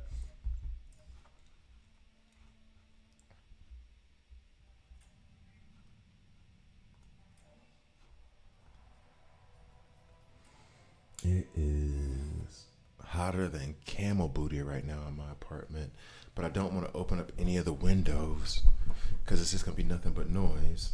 And for those of you who are checking this out from the U.S., we don't have central air in Switzerland, not like that. So, you know what? We can start off with this thing. Let's do that. We'll start off with this. Start recording in 3, 2. All right, guys, we're going to get into Elite Arena because a new season has started. So I want to hop into it as fast as possible and welcome our new viewers. Let's get to the video. And 3, 2. Hi guys, I'm Gravity here, and this is a DC Worlds Collide video. In this video, we are going to go into Elite Arena. I've been kind of waiting on it, honestly. They've had it paused for a bit, and I think it's because of the global release. So here's a heads up, guys, just so you know. I'm going to try to do these videos every time they come up with like a new season of Elite Arena to plan out my video, to plan out like what I'm going to do. I'll just show you guys what I plan on doing. However, in this video, I'm going to use part of this video, in fact, the part that begins now, in order to make it part of my beginner's guide, because I need to start recording pieces of that will be released on July 6th or 7th. So I'm going to kind of over-explain everything. But here we go. So Elite Arena is where you can challenge. You have 3 teams that you can set up. So you set them up defensively here. I have this ticked. But what you will do is go in and you will set up 3 teams and enforcements as you open up these slots. Now, you can take the approach, especially earlier on when you don't have such a deep roster, of just building the best possible teams you have with what you can. In this one, what you'll see is that I have all of them having the same trait, and it's all agile here, it's all mighty here, it's all tactical here. Now, a new season of Elite Arena has begun, and with that new season comes new rules. So these teams were of the old season, old rules. We have the new rules. I'm gonna read those now, and then I'm gonna build these teams. So that is the introduction to the beginner's guide, and now we're gonna just dive right in. Oh, actually, also, you'll see this when we actually deploy after I've built the teams, but you can tick this here. When you go into Elite Arena, and you'll see it when all this happens, there are 3 teams that you're going to face. You can slide the teams. It give you like 10 seconds. It's not a lot of time. You can slide the teams to try to match up. However, beware. If your opponent has ticked it to where it will just be deployed randomly, then you don't know what order that team is going to come out at you. So what's the point? You have to keep an eye out for that. So now what we're going to do is first read the rules for the season. Thank you to my DC Worlds Collide Oracle. When the team consists of characters from these 3 classes, which there's only 3 classes, tank, DPS, support, the entire team gains 20% amplification, 20% damage reduction. So basically what they're doing is they're just letting, and I think this is because of the global release, all that other stuff, just have the 3 types. Just have the 3 classes in any way you want, and that will give you the amplification for your team overall. Now I'm going to go in here and I'm going to build it, and I'm going to talk through my thought process for building these teams. Now, they forced us in the previous one, if we wanted that damage amplification and damage reduction, to build these teams based on traits. Now that I have the ability to just open up and just build them based on their classes, I'm going to wonder, there's a couple of approaches. You can take the approach of trying to build every team evenly. You can take the approach of trying to build one, and we'll say 1 monster team, if you could build 3 monster teams, of course, of trying to build 1 monster team, and you can either put that monster team at the very end with the idea that your opponent is going to have their best team first, then second best, and then third, or the very front, just because you want best on best. Or if you do that random deployment, who knows where your best team is going to end up. So what I would like to do, and this is going to go like back and forth through different things, is I'm going to just remove everybody. And I'm going to try to lean into team synergies. So what I'm going to do here is, and if you want to know more about team synergies, actually, that is probably going to be in this guide somewhere else in a different section. But also check out a lot of my character guides, the characters that have team synergies like Superboy, like Batman, like Damian, like Green Arrow. I'll go into their synergies there as well. So with this one, there is a burn mechanic on Superboy's team synergy. And actually, you know what? We'll just go with the ones who have synergies for the moment. Just so I can decide what I'm going to do. I think I'm going to take Superboy's over. All right, so Green Arrow has a AoE team synergy. Lex has one for damage reduction when the shields are out. There's a healing team synergy for Kid Flash. There is a increased damage on burn detonations on Superboy. And then Ocean Master has one where the attack increases as more things block. Divine Fist, what's up? He says that he prefers the random option. I even saw the video where I did this. I just edited it. Where I was kind of, George was letting me know, he was like, you're gonna hit that random option, and I was like, but I want to build it that way and have people do this. And I may be leaning more towards what you're saying in the sense of it might be best for me to make it random. So in any case, what I have done, and this is kind of, well, we'll just get into it. And I'll explain why I'm doing this team, and I don't know if I'll keep it or not, but we're gonna run this at first. And I have actually improved my Starfire. I've ranked her up recently. Would rank up Superboy, just don't have what I need just yet. And then Bizarro. My Bizarro's weak, and I would like to rank him up. Now, the one thing I do not like about this, and the one thing that we have to change actually, is one. I'm trying to exploit the burn synergy from Superboy, which during battle increases detonation damage taken by enemies by 12% when the burns go off. Right.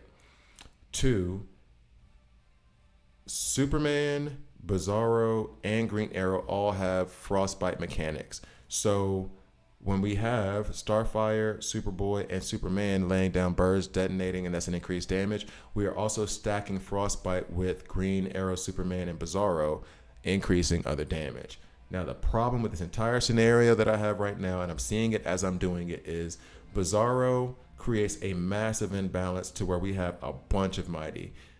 Green Arrow, his benefit there is the frostbite arrow, and I want to leave him in, but I think I'm going to take him out. Just because I'm going to try to focus on the burns more. However, this puts us in a position of, and the other reason why was because that means I was going to have 3 DPS. I was going to have 3 attackers, or damage dealers. So what I need to do is maybe put out someone who's going to support them. The reason I'm not picking Two-Face in this moment, after having just done that read on the blog and thinking that he has an awesome lifesteal mechanic, is because he's also mighty. And then on top of it, I need to have, this is all 3. I have a damage dealer here, I have support here, I have my tank. So I can put basically whoever I want in this spot. They just nerfed Lex. I want to save Nightwing for a different team. That's what I'm thinking on. So actually what I'm going to do in this moment is I'm going to marinate on this more and not talk through it anymore, because I already know the second team I want to build or start to build. Nightwing and Ocean Master. Ocean Master has a mechanic of where every 4 times your team blocks an attack, he increases the attack of all allies by 4% up to a maximum of 30. So the more they block, the more attack they get. I did have Grodd in a block set, and I might go back really quickly and put him back into it. I don't like the fact that he's only rank 6, but I did have him in a block set, and it was an experiment to see if I could treat a block set like a defense set for my damage dealers. The reason why I'm putting him in now, and I may change it back, is the simple reason that now crit attacks you can block. Before you couldn't, and he was getting demolished. But now that you can block crit attacks, I'm tempted to put him in there. Now looking at it, we got a support. We got, also on top of it, Ocean Master has this awesome counter where if anyone gets blocked, he just starts shooting them a bunch of times. So having block sets out there is a lot of fun for him. Now, next, I have my tanks. I have my support. I need my damage dealers. Ooh. I'm tempted to put Wonder Woman in there because she is an awesome AoE damage dealer, and I'm tempted to put Kid Flash for the heals. But I'm not. Because they just gave a buff to Two-Face, and I want to see how it performs. Two-Face provides lifesteal now on his passive abilities, 15% lifesteal, and on the back row, he gives you 16% damage amplification, I think coming from rank 5. I think it's already there for him, if I'm not mistaken. So this would be damage amplification on the counterattacks from Ocean Master, and from the AoE that would be coming from Wonder Woman. We definitely want hers to go first. And definitely is a strong word because there is a massive argument for putting Nightwing first because on his ultimate, he targets the character with the highest attack and stuns them. And the more I say that, the more I think that Nightwing should be first. AoE attack second. We put out the weekend third. Oh, nope. We reduced the turn meter third from Gorilla Grodd, Weaken, and then Bleeds, which we're not really playing into the Bleeds team. So this team actually looks like it's already complete. I'm going to add an additional heal to the back row because despite the fact that we're having lifesteal isn't like the best thing in the world. It helps and it's nice. It's great. But let's go ahead and add this mirror here for additional heals on the back row. I need to also note that I'm going to go back and I'm going to put Gorilla Grodd in a block set. Okay. Now on to the next team. What are we going to do here? Well, who do I have left? I have Green Arrow left. I have Lex left. I have Kid Flash left. I have Penguin. I have Batman. Those are the characters that I mostly run with. And actually, I did that haphazardly, but I think I like this team. The synergy from Lex, during battle, allies gain 12% damage reduction while their shield is active. Kid Flash, all allies gain 20% healing received bonus. Now, the one thing that I will say is that I do like Star Sapphire, and they have given her a buff on her kit. And that makes me want to halfway put in Star Sapphire so that she gets that healing bonus and that she hits, and inevitably she hits harder. I'm staying away from that for the moment. We'll see if that comes up later. Because this ability is only active when the shields are up and you can punch through shields eventually, I'm going to take the guarantee of every time he heals, every time he heals, there's going to be a bonus. The other argument could be for such elites as like Black Canary, who gives a heal as well, which I'm tempted to do, but I'm not gonna. So as it stands now,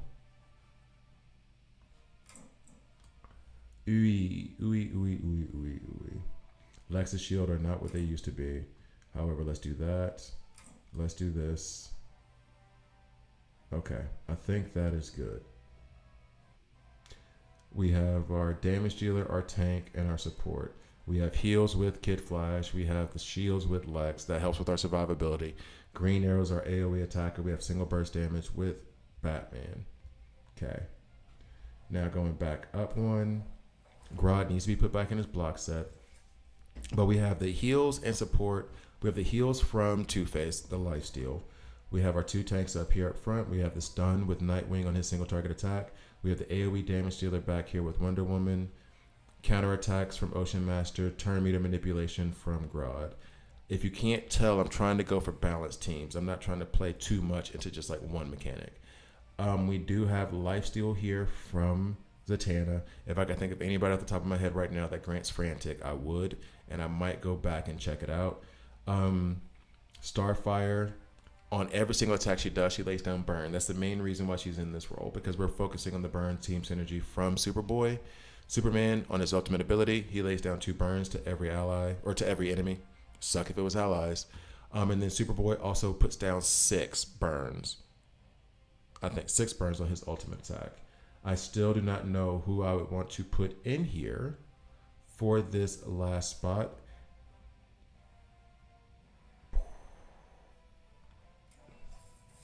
That's a risky one. And I'm going to say no. The reason I say no to that is because she needs heals. And lifesteal, the passive lifesteals do not count as heals that would add to her heal amount. So we have to remove her. We don't want to do Bizarro because I feel like that is too imbalanced. But it seems as though that might be the best bet. I really, really, really want a tank up front. If I'm being completely honest. And John Stewart is the same issue with Bizarro, which is they're both mighty. So would it be best if I did put in Bane? He gets an AoE stun out there. If they're not moving, they can't hurt you. However, I would like to have him ranked higher. I really, really would. Since I think he'll die relatively quickly, we'll put him there. And then, I mean, all my teams are around 650K. So I guess it's not as bad as I thought. So what I'm going to do is confirm this. And then I'm going to go put a block set on Grodd. So I'll be right back. Okay, I'm not going to make them watch me put a block set on Grodd because I have no idea where that's going to be. As a matter of fact, I'm going to pause this. I'm going to pause the recording, not pause the stream. So now, I just put him in an HP set. Okay, so let's go to replace. His stuff might still be available, to be quite frank. As a matter of fact, let's be smarter. Yeah, there's that one. Because that was never supposed to be on old buddy.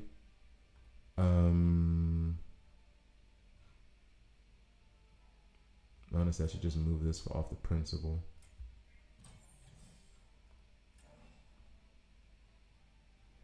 I should move that off the principal. But actually, but we have this thing already. Oh, it's all block stuff that's on her. I remember what I was doing there too.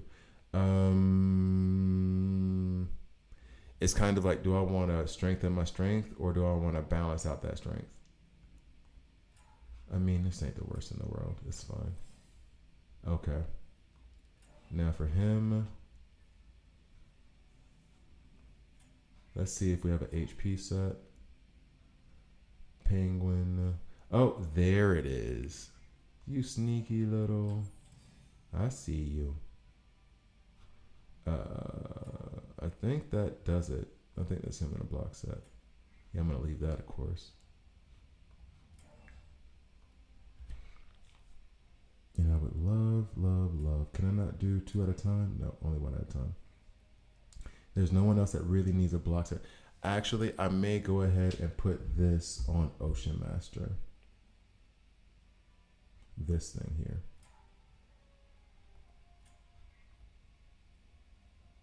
You know what?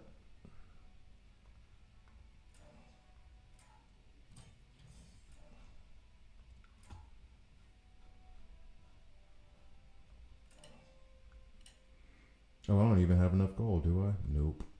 Okay, well, we'll do that later then. All right, so then we go here and then replace that with that. Ocean Master now has this block set, and I need a little bit of gold in order to rank that up for Ocean Master. Do I have gold anywhere? Probably not.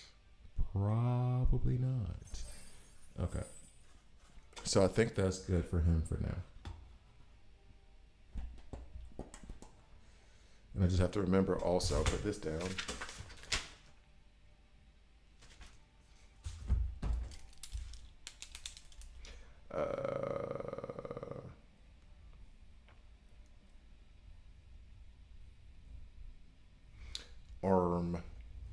Okay.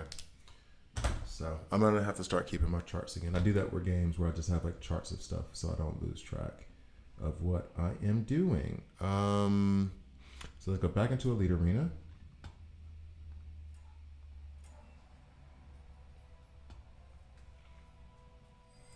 Okay, and then I pause. Coming back in 3, 2. Okay, I'm back. And now I have put Grodd in a block set. I'm gonna put it so that the teams get done randomly when I'm on defense. That's fine. And then I'm gonna run a few battles here. I am concerned. I'll be honest with you. I am concerned. I don't know how I got up to rank 6, but we'll take it. All right. So. Oh, that's how. Oh, wow. This is such a punch down. I think because the season just started over, there's not a lot of.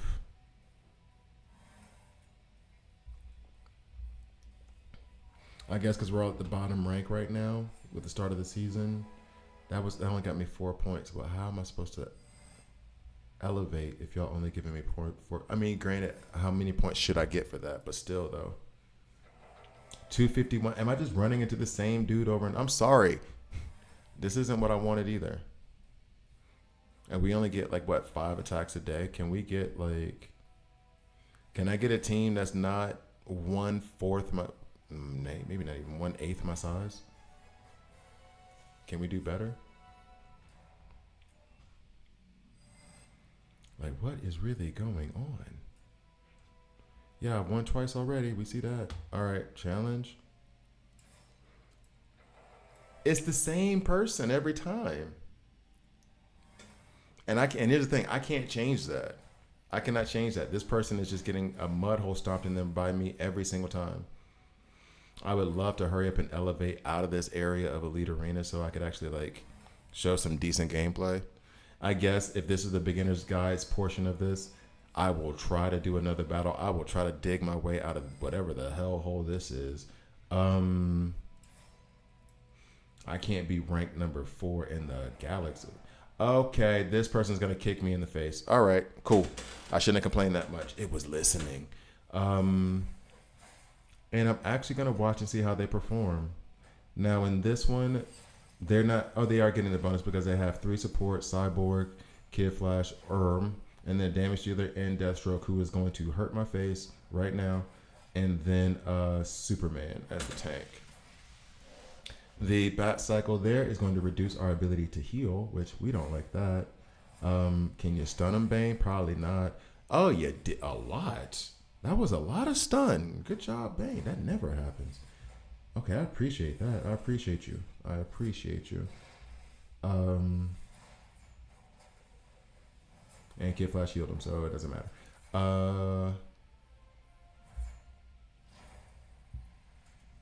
How much burn do we have out right now? It looks like the only burn we really have. Oh, no, here comes Superman. He's going to detonate a couple. I mean, they did some solid damage. But Kid Flash is going to heal them all back up. And I would love for us to be able to get some heals off, but we won't because there's no Frantic out there. Thank you for the changes to Zatanna. Which means that I'm going to have to figure out how to build a Frantic team. But it looks like we're going to lose this one. Especially if Kid Flash is going to heal again before we get our chances to get any kind of other ultimate attack off, which I think he's about to do. Damn. I think Bane might be the weak link, but we'll see. We will see.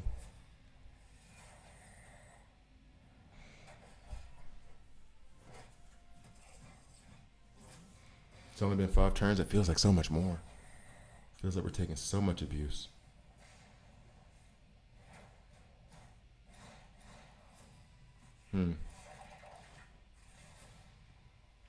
Oh, we just dropped Cyborg. We are definitely happy with that. Oh, he just healed Superman. I don't like you. Yo, can we get another AoE attack from Superman real quick? Thank you. Appreciate you. Bye, Kid Flash, and game over for you. And invulnerable for Superman. Now, have we hit that yet? Oh, no, we hadn't. So we won. We won that one. Cool. I did not think we were going to win that. I thought we were done. All right, so for this one, the idea is block. I need to see Ocean Master go off. The block set is back on Grodd, so there should be blocks coming from him. Of course, Ocean Master is stunned because the Batmobile does that. We don't like that. Please stun some. Stun Flash. That is perfect. Blocks going into both of our tanks. Now let's see how this lifesteal works out with. Look at all those attacks from Ocean Master. We love that. Heal up the back row. Thank you, Mirror. And now the lifesteal from. I'm trying to pay attention. Hold up. Yep, there's that lifesteal. There's that lifesteal. Thank you, Two-Face. We appreciate you. I will say this, though. Given the fact that Two-Face is the new Zatanna and that his lifesteal is better than hers, I'm tempted to put him on the front row, on the team at the front, and then put Zatanna back here so she has that extra support of the mirror healing as well in the beginning. They have so many buffs. This actually would have been a good place for Zatanna too. Because she would be able to remove those buffs. So many buffs. Okay. There goes Grodd. Oh, Ocean Match took out Constantine. Oh, and we just lost our life steal, right? That's it. Unless Wonder Woman decides she wants to just go AoE on everybody. Oh. Did we stun anybody? No, but Ocean Master is going to put out Weaken. Can we please kill Flash before we kill Nightwing? Damn, we're screwed. We are screwed. Oh my God, I hate. Oh, the hate. Oh, the hate.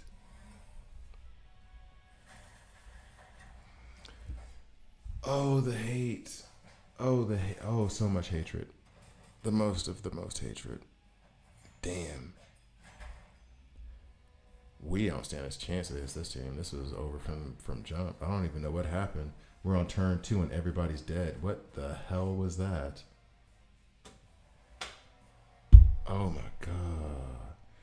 I don't even know what happened with the second team. I think that was just a bad matchup for us. Oh yeah, 192, 220, 180, 180. Yeah, that was just, they were just going to kick our, anyway.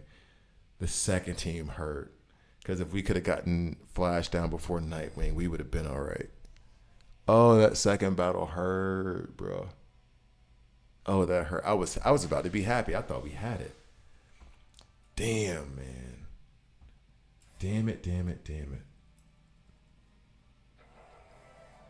Okay, this is much more in line with what we have. I'm not changing the order. Okay. Lex will be the nuisance, punch through the shields, but he's been nerfed, so let's see if that nerf actually helps. I meant to remove Zatanna from this team and put her on team 2 and then put Two-Face on this team. We'll just see how it goes from here, though. We did stun Grodd, which will take care of that back row counterattack. Thank you, Superboy. Which will take care of that turn meter manipulation, at least for a little bit. Albeit, I don't know if his ultimate was going to come up first. Let's be fair about that.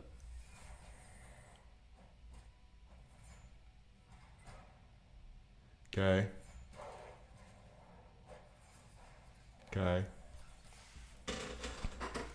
Look at number 1. We're number 1. Number 1. Wearing the crown. Okay. So, ooh. Is that wrong? Guess what? I do not care. Oh, when does this game move out? Sorry, I did not see your chat. That comes out. The game comes out on July 7th. Just so you know. So it's coming out this Monday. And we are dying, but that's to be expected. They had Lex and Wonder Woman, and like I said, despite the fact that they did give Lex a nerf, I don't think it was the worst nerf in the world, to be quite frank. And within the 4 turns, I don't think it's the worst nerf in the world, if I'm being quite frank. But I can understand people being upset. They really, really, really want us to try to hustle and get cheap viewers. I don't want cheap viewers. I want real viewers, people who want to actually watch. I don't want to stream a bunch of people over here who don't give a damn about the content. No, go away.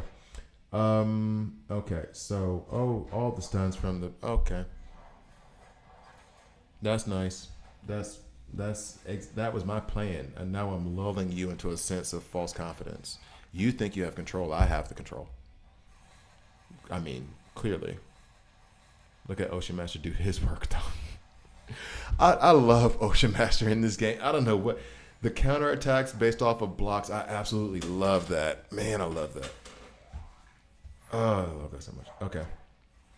Hit him, he gonna hit you back. Oh, and they have Ocean Master on their side too. Damn you. How dare you? I also have a block set on Bane, so on my Bane, and I bring that up because I think that they took the logic, not took the logic as in they took it from me, but they came up with the same logic of Bane has a very specific, if he loses a certain amount of HP, that he will trigger his something Venom. So I put him in a block set over HP set because it is easier with the smaller HP set. With smaller HP, it's easier to get that 8% than it would have been if you had a huge HP pool.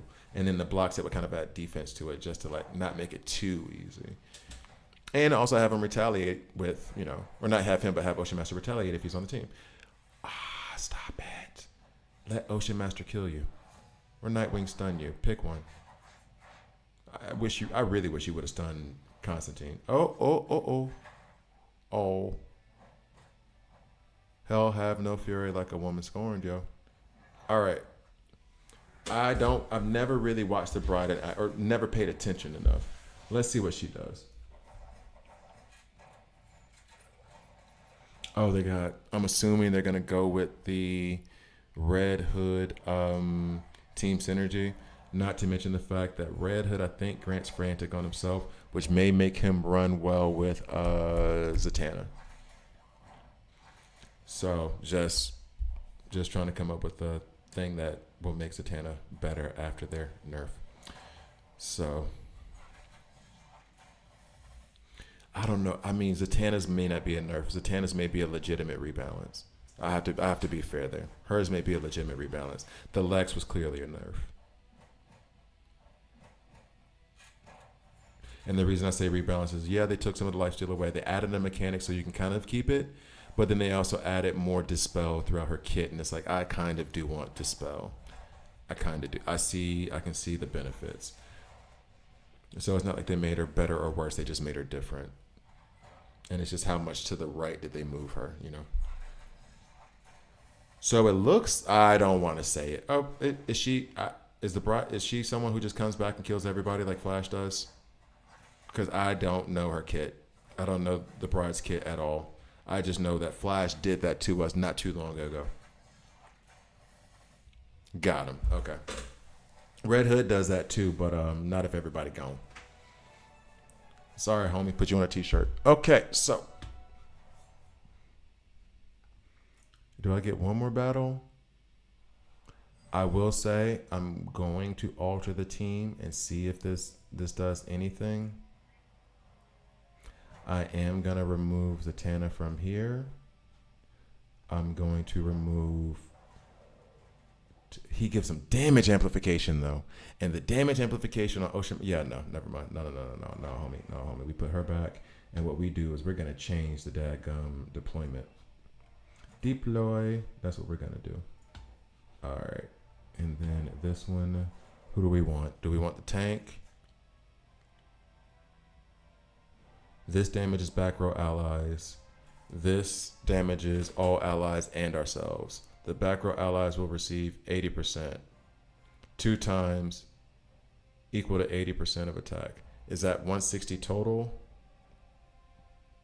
No, it says equal to 80%. It seems like it's not that much. This one does 150 to all allies and 60 to us. And this would be on the team that has Gorilla Grodd and Nightwing. So I think it's okay.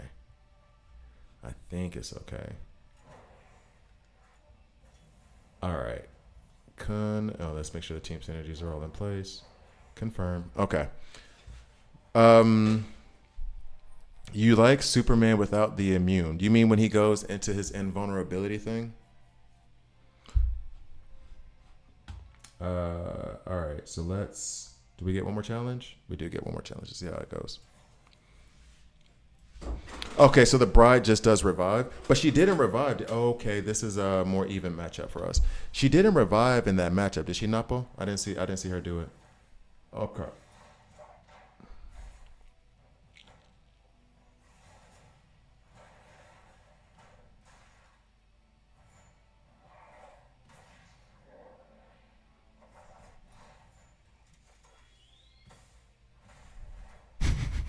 That's just funny to freeze the stun guy.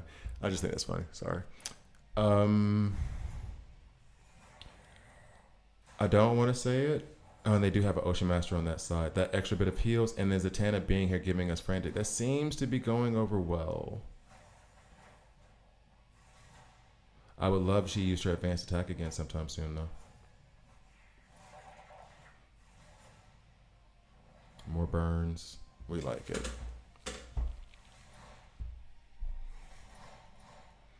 I think this one's pretty well in hand. I'm afraid that it's not, but I think this handles it. Zatanna seems to be providing them with enough support, including the mirror. I'm really curious about how removing the mirror from the second team is going to go. But we looked like we are in good shape. So I'm going to try to skip this one forward. Yeah, we're good. We're good. Okay. On to the next one. All right. I'm really curious about having removed the mirror. Are we going to be okay? I think we're going to be. And I mean, this is kind of a false equivalence. But like Wonder Woman hurts. Wonder Woman hurts, y'all. I don't think I'm breaking news on that, though.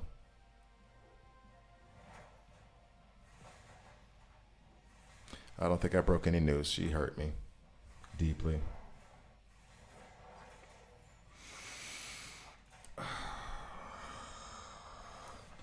Be honest, even if I changed it, I don't think it would have made a difference. That was over for us. I don't think that would have made any difference. All right, down to the last battle. Ooh, I really want Pandora not to get a turn.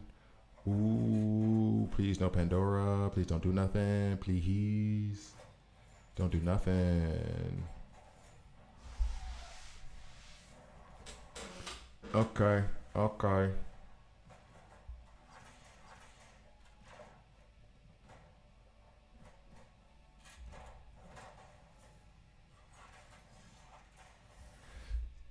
Looking good. Are we gonna win this one? They don't have any real heals. They do have. They got the mirrors, okay, but they do have Raven there who will revive whoever fell. But then once she does that, it takes a minute. So it would be nice if we got everybody down evenly. Like we're trying to cook chicken. If we got everybody down like evenly, and then take them out, she revives the one, but then we can take out another and another. You know what I'm saying? Here's hoping. And we do have the AoE damage dealer for that. We do have Green Arrow. We're on turn 4, so we got plenty of time to get it done.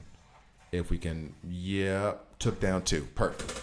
If we can take out Raven, net game, victorious. Thank you guys for watching. For those of you in the beginner's guide, I'm assuming this is going to be somewhere in the middle. I don't know. I'm crazy. For those of you who are watching outside of the beginner guys, thank you guys for watching. Please like, please subscribe. If you don't like it, subscribe and a dislike. I'm okay with that as well. See you guys next time. Okay. So with that, guys, I need to use the pate real quick. Let's see if I can put on anything that would be a battle that will, you know what? Will they let me do Elite Arena one more time? Oh, yeah. So we'll put on this version of Elite Arena as long as it's a team. We might be able to he's going to wipe the floor up with us. All right, I'll be back in a second.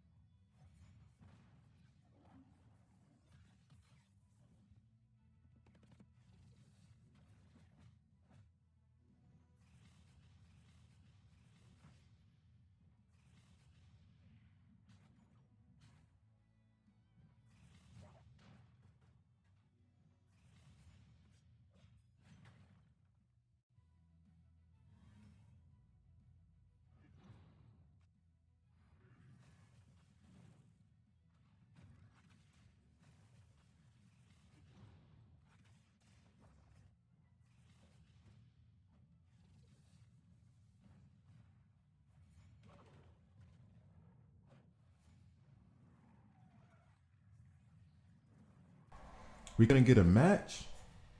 We couldn't get a match. Not a match. Not a match. Not a match. Not one single match. We couldn't get a match. Okay. Okay. Okay. Well, let's go ahead and end this nightmare. So now, I need to stop that. So now, genuinely, here's the question. I wanted to do a bunch of just arena right now. There's also the idea of doing part of the beginner's guide now. I'm leaning towards doing that, like I just did with the elite arena, which is go into arena, try to decide the teams I want to build, and then do a few matches and over explain it basically. That might be the approach I take right now. Trying to see if there's anything over her that I want. I actually need to get these, but I don't have enough gold for that to matter at the moment. So let's move on. We'll discuss the shops later.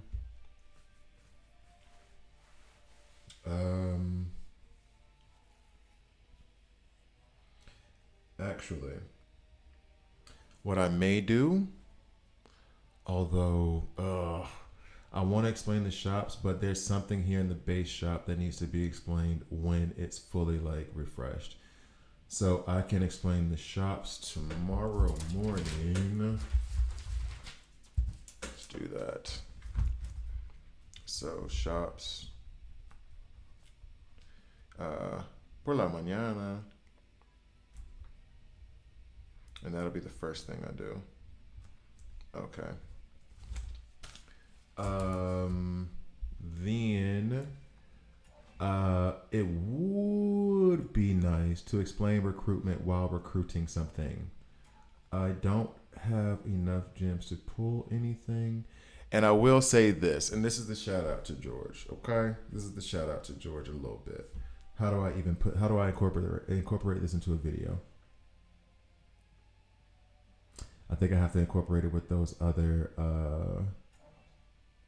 with the shop explanation, because the way that I got To Wonder Woman was I was literally going through the store about to spend money. And I was like, and it was the dopamine hitting me. It was like, yesterday I ranked up Penguin and Starfire out of basic impatience and saying like, I have their frags. I want to rank somebody up to help me progress through 2315. So let's rank up Penguin and let's rank up Star Sapphire because that worked. No, homie. And then the actual idea that I had was I want to rank up Batman, rank up Green Arrow, rank up Wonder Woman, and that'll be fine. But when I did this, I burned all my damn elite frags for Starfire and Penguin. So this morning, what happened was my elite, you know what? Damn all that. Let's just go ahead and explain this. So this is me explaining the results of my impatience in the shops. This is going to come before the actual shop explanation because I'm recording this ahead of time because I was telling the story on stream and I feel like, I should put this in the beginner's guide. Now, we have a DC Worlds Collide Oracle named George. Hopefully George is going to keep rocking with us, but he's been playing the game for a lot longer than I have. I've only been playing for about a month. He is a free-to-play player as a challenge to his own ability for resource management. That's one of the fun parts in the game. I'm not quite that dude. Like, I spend my resources relatively quickly, not on stupid things, but pretty fast. And this is an example of where I was literally going to spend money because of my poor resource management. And then I took a breath and then the Oracle spoke to me and said, don't do it. I didn't do it. And I still got the job done in that moment. Okay. So basically, here's where I was impatient with my resources. I had something like 450 elite frags. And for ranking up, I had enough. Oh, you need 80 now. I had enough to rank up Penguin to level 3 which is or level 8, as you can see, he's rank 8 now, and I had enough to take up. Oh, I forgot about this one too. I had enough to rank up Jessica Cruz up to rank 7. As you can tell, I did it, and I had enough to rank. I went nuts. I didn't even. I only told about the 2. I forgot about the Jessica Cruz. I went absolutely insane. I also ranked up Starfire to rank 7. I was so. Oh my gosh, I was on one. I think I even wrote them down. Hold up a second. It was Jessica Cruz. It was Penguin, and I forgot about the Starfire thing. Yeah. So I ranked up 3 characters yesterday based purely on the fact of I was stuck here in the main story 2315, and I was just they won't even let you go back. I was grasping at straws because I wanted to just rank up characters and try to go at it. The characters I ranked up, I don't regret, because I do like Starfire. I do like what she brings to the table. I do like Penguin in certain situations, and he runs well with Poison Ivy.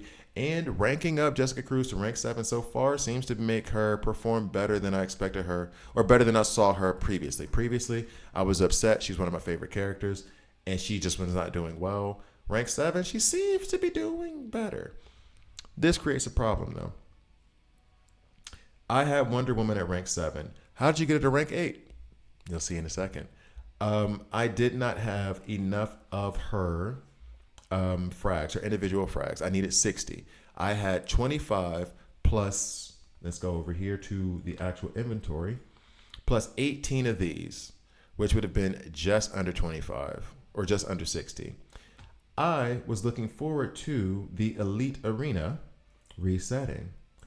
I thought that the Elite Arena was going to reset yesterday or the day before, and it didn't. And then I read some stuff on Discord where they were like, they're not going to reset the Elite Arena because of global release. So I'm not going to be able to farm any of these Elite Arena tokens.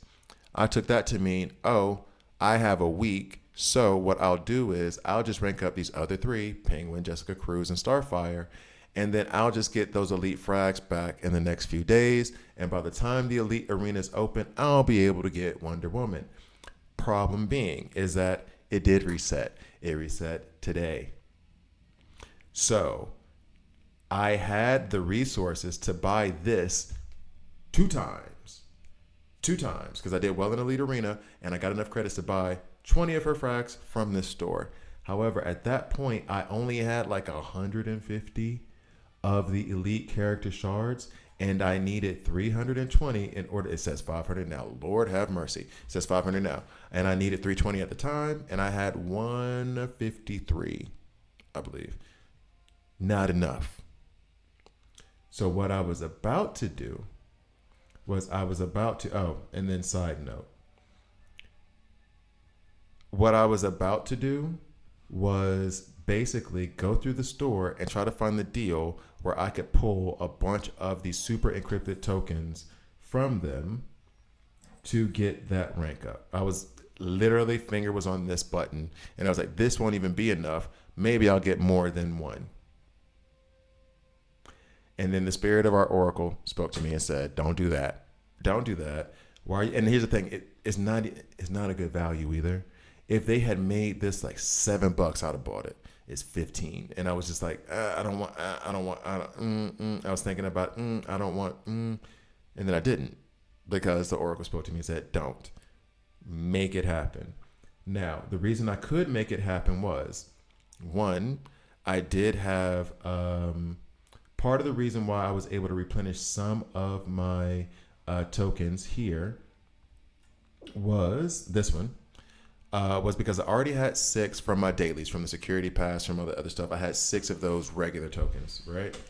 So I went into the store and I bought, I had 800 gems at the time, something around there. I went into the store and I bought 4 of these. Why? This is superstition. I feel like you should pull 10 if they give you 10 instead of 1 at a time. There's no logic behind it. It feels right. I can't say that it just feels right for me. There's always these stupid little superstition things that you have in the game of Marvel Strike Force. One of the other ones is that if you want to pull 100 character shards from one of those orbs, you need to go pull some golden orbs first, and then you go back, and then you're more likely to do it. That's BS. None of that is real. It's math. Math does not follow your superstition, yet I still have them. So I bought 4 of these, and I pulled. And I ended up with a lot of elite characters. Like a lot. I think it was something like 6 or 7 out of the characters were elite. That was just a blessing from math, right? Now, what happened next were these things. I needed an additional 60. No, actually, I needed an additional 90. So I used my arena credits. I bought 3 of these. Well, I think it was 2 of these and 1 of these. Yeah, it was 2 from there, 1 from there. Now I'm down and I only need 60-ish. It was more like 57 or something. Okay. So that means if I buy 2 of these, I'll be okay. But because I spent my gems previously on this token to get up to that spot in the first place, I did not have enough. At the time, this was like 600 and something, or 360, I think, something like that I needed. And then the next level would have been the 900, something like that, right? Basically just under or just around 1400 gems I would have needed in order to get these 60 elite frags I wanted. I was upset. Not upset, but I was frantic. I wanted to go ahead and rank up Wonder Woman. In that moment just then, I was looking for the cards. I was looking for anything so I could just buy those epic fragments. Or those elite fragments. No, said George. Go back into 2315 and beat 2315. Why? Because I did already buy the growth fund, which I think is actually a pretty good value. If I beat 2315, which you can see I did here, I get 2,000 gems. With those 2,000 gems, I came back over here to this shop. I bought 2 of these. Once I bought those 2, I was able to go back to my Wonder Woman. And that 2315 is where I was stuck, by the way. And I was able to rank her up. That 2315 was where I have been stuck for the last 2 or 3 days. And I was able to basically finagle the ultimates around until I was able to finally get past it, get those gems, rank her up to rank 8. So the ultimate lesson here is plan carefully and plan accordingly. Don't just dump your resources into Starfire and Penguin and Jessica Cruz, even though that works out for me and I do like those characters. If your focus is on a Wonder Woman, on Green Arrow, on Batman, because now I have a problem with Batman. If this is who you want to develop and work on, wait a day. Truth be told, if I had just waited a day and wasn't so impatient about wanting to have it within the next 5 minutes, I would have been able to do it just fine without even spending the gems, honestly. But I was sitting there about I got to spend money. If you want to spend it, cool. If that's what you want to do, fine. But I took the challenge of the game. I took the challenge from George of being a little bit more free to play. I beat 2315. I got my gems. I ranked up my Wonder Woman. And now the problem we have, because I went back and I pulled because I had some cards and I got my freaking Batman. And now I have to wait to rank up Batman because I don't have any elite sharks. But I'm happy, and all I have to do is wait a day, not even 12 hours, and I'll be able to rank up my Batman. So, lessons just outside of the beginner's guide that's going to be in the beginner's guide. Hope you found it helpful. All right. A little bit of shop explanation there. So that's the first part of the shop video, and then I'll do the morning part of it in the morning, where we do all of that stuff. Alrighty then. I think I might do arena now and then call it an evening because I want to read the Ninja Turtle comic book. I am a big old kid. Alright, so hold up. My boss just gave me some good news, so I had to send him the party emoji. Yeah. All right, so here we go. Next up is... I'm wondering if it should be arena. Anything? Okay, let's just do this. Elseworld, truth be told, I'll talk about that, but I'm not going to go into it because I've done literally 7 Elseworld videos. Crisis Watch. Oh, did that reset today? Oh, no. Sorry. I've already started it up for the week. So that's fine. I think we did a Crisis Watch video actually. Oh, and I've already completed it. So there's that. Evil Falls, again, several videos, but I think when I come into this area, outside of team ups, which I have not done anything for in terms of individual videos, I will do tomorrow, and I'll even do the advanced one, so I'll save it for now. When I come into this area, convergence is something that needs to be discussed, not necessarily shown throughout, about these being a good source of resources. So I will do a video introducing each area.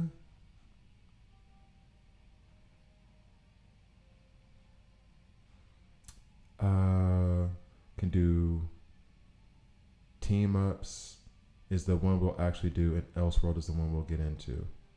Okay, fine. Adventure mode, gotta talk about digital universe for sure, but I'm doing individual digital universe walkthroughs, so that's that. Exploration, which seems to have kind of fallen off. I haven't seen any more of these exploration events. They said this one's in progress. I don't believe you. Main stages and trials, and talk through that. Maybe it's not as much as I thought, because I am doing a lot of guide videos, like in general, of just what this stuff is, reinforcements as well. So, you know what? I will do some arena, and then I'll end the stream. And I'll try to put up that news video as soon as possible. I think that's the plan right now.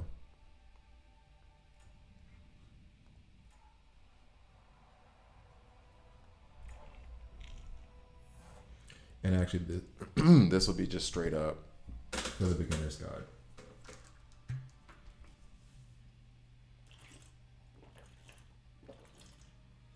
And actually, you know what? No. Because I think I need to also redo the rules. Let me think on that for a sec. Good, you have to do basic rules are the season lasts for 7 days. You get rewards based on the rank that you accomplish in those 7 days. So let's just go ahead and try to do a little bit. Okay.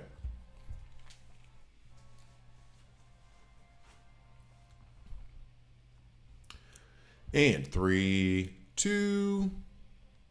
So basically, if you've ever played some of these games, each one kind of focuses on a different area of where your character development is going to matter most. In my previous game, or the one that I liked the most, it was DC Legends, and it was in the PvP/arena area where you're building up the teams against each other. DC Worlds Collide has something similar to that. The mechanics are a little bit different, and how you approach it is a little bit different, but let's just go ahead and get into it while I'm out here just explaining what it is.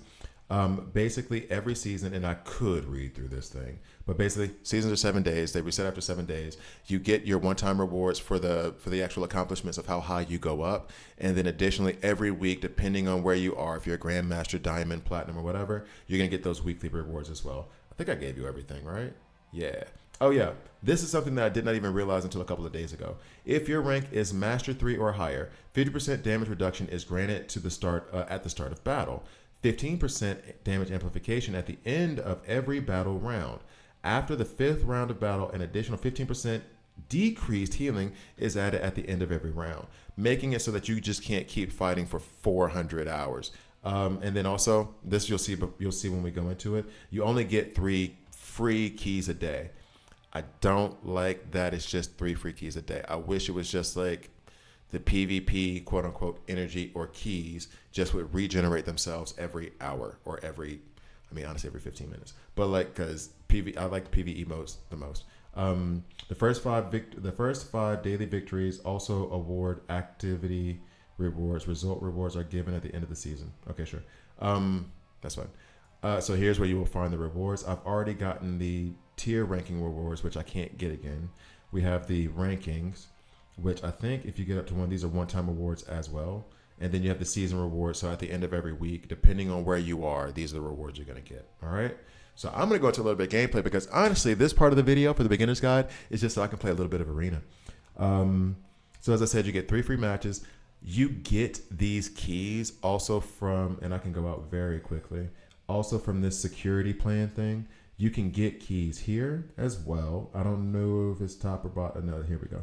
In the daily missions, I want to say it's the 3rd one. Yeah, you get 2 free keys anyway from completing these daily missions. So you're good. Is it not anywhere else? No, I think that was the only one, right? Yeah.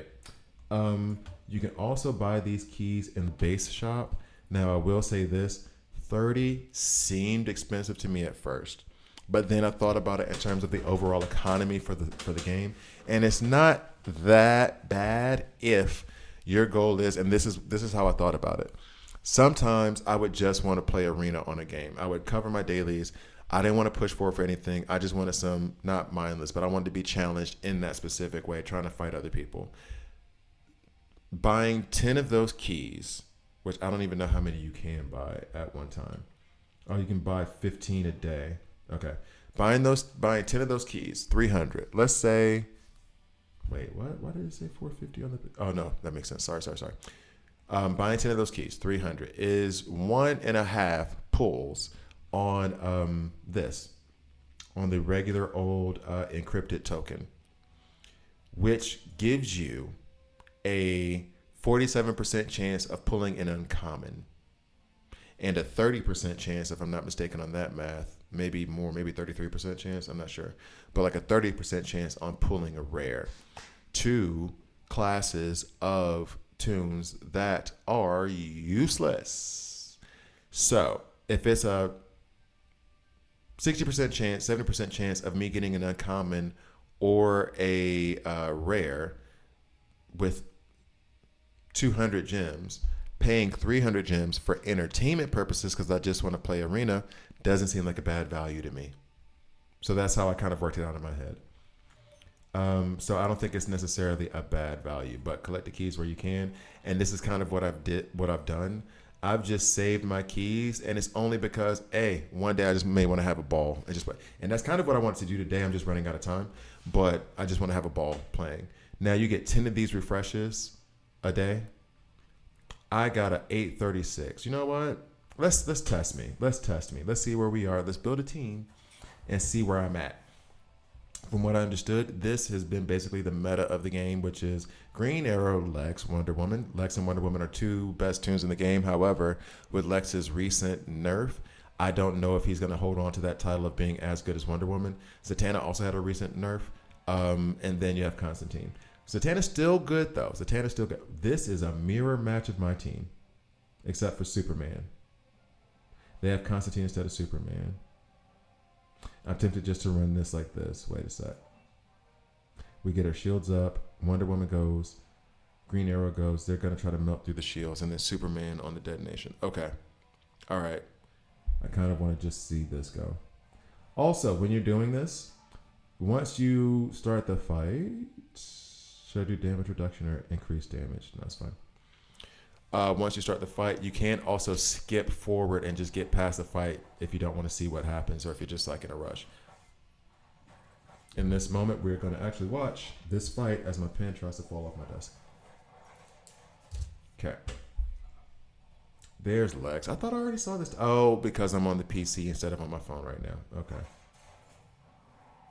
Get him. Stun somebody. Or nobody. That's okay too. And Superman is stunned. Hot. Okay. Green Arrow stunned. Thanks for that. Thank you for that.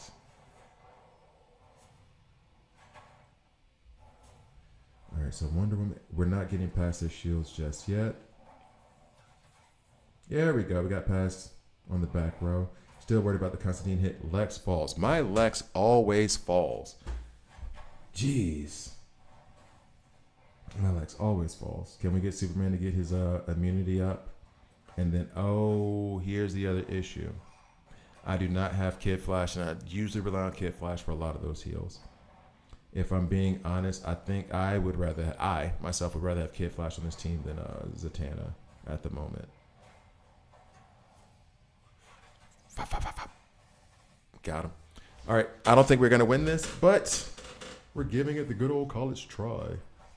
I would love for his ultimate to go off right now. Okay, Wonder Woman's down. If we can get another ultimate off, we have a chance. Their Wonder Woman did fall.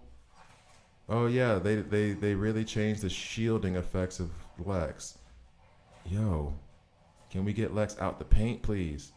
And can we please get Zatanna a medic? Damn. Oh, that's that. Oh, that's that. Oh, that's that. Okay. Let's go for another one. Yeah, I'm glad I saved these tokens. I think today I've already done a lot of recording, so I'm not going to do what I originally intended with these tokens, which was to like just play for 2 hours in Arena. But I kind of want to hit up again. But I will sit down and do that one of these days. Okay, Blue Beetle. He's supposed to be able to stop the crits and whatnot, which would be very, very bad for Green Arrow.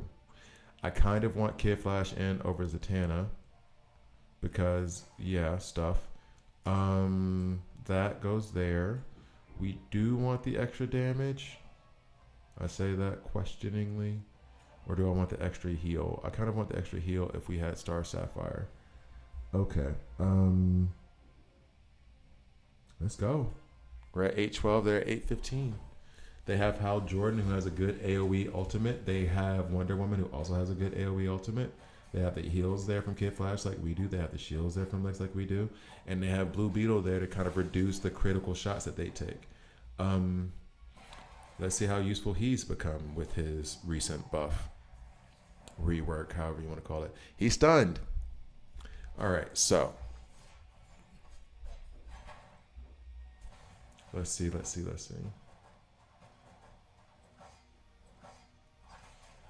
Another Wonder Woman, we like it. Blue Beetle is still okay, he's up now. What? Ooh. I'm not worried about Blue Beetle's attack, honestly. He hits like a pillow. Like it's Charmin toilet paper soft the way he hits. Let's try to get another shot into Blue Beetle. Like even his like stronger, maybe their Blue Beetle is weak. I wish they would tell us what level their Blue Beetle was, or what level like each of their individual characters are, because the way they're performing is kind of bad PR. Oh boy. Come on, can we what happened? Why is everybody's health so high again? Dang, can we get there we go. More. I would love for a little bit more to go into Lex so he stops putting up them damn shields. And there goes Soups. And we lost. That's the end of it right there. Damn. Not even one victory. We're going to do one more fight and then call it a video. Or not call it a video. We're going to call it, this is the end of the section of the beginner's guide. Sorry, guys. But I'm used to calling it videos instead of being like, we're on to the next part. Uh-oh. Uh-oh, I don't like those noises. Did we get beat so bad that I broke my computer? Okay. Don't like those noises at all. Hey. Don't do that. Don't do that. I kind of want to keep it in the 800 range.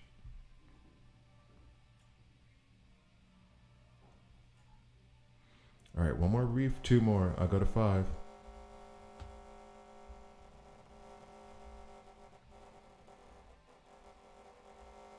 There's a weird noise coming out of my computer right now. I don't even know what it is. Hold up. Yeah, there's a weird noise coming out of my computer right now, so I'm going to mute that for a second. I think it's actually LD player not liking the noise that's coming out of it. Let's just be real about it. All right, so we're going to try to refresh 2 more times. No, I kind of missed the music. Can we not? Nope, we can't. All right, so I'm going to do 2 more refreshes. We'll do one more battle, and my computer's saying Don no mas, or LD player saying no mas. Boo. All right. I can't. 1 million? Nah. Oh. There we go. 855. We'll go with you. We'll go with you. We're going to lose, but we'll go with you. Now let's try to do this custom to them. Oh, all right. So you have Nightwing, who the first thing he's going to do is run out and stun Wonder Woman because his stun works against the character with the highest attack. So thank you for that, sir. We have Lex here who's going to put up his shields. We have the AoE damage dealer from Wonder Woman. We have Cyborg here who also provides a shield and a cloak. And then we have Green Arrow for additional damage. First things first.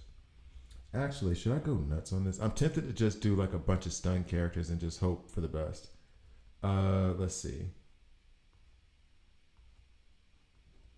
Because she is literally... Yeah, no, she's going to get demolished. So is he. I need to rank them up. All right. I feel as though Lex is not doing what I need him to do. He seems to fall so quick. Or maybe it's me and I need to put this on instead of the AoE. So there's reduced damage when he's actually going out there to fight. The Ultimate's Wonder Woman.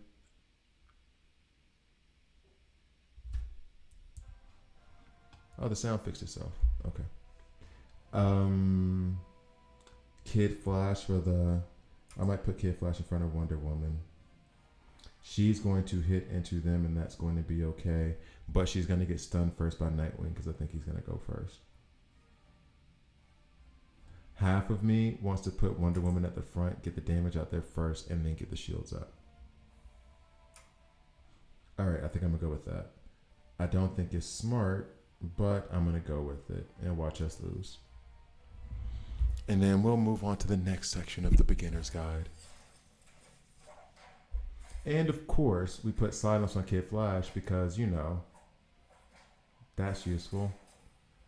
Wonder Woman gets out there, she drops down the hammer and does not crit a whole lot. Yay. That's fun stuff. And she's stunned now. Of course she is, because Nightwing stun on enemy teams lands every time. My team, maybe. If it feels like it. Oh. Okay, so let's get him. I mean, they have shields, they don't have heals, which is a plus. And suddenly those shields are a huge negative when their Wonder Woman demolishes our face. Okay. Can we? Nah. Because she has offense down on her. She is weakened. Boy, oh boy.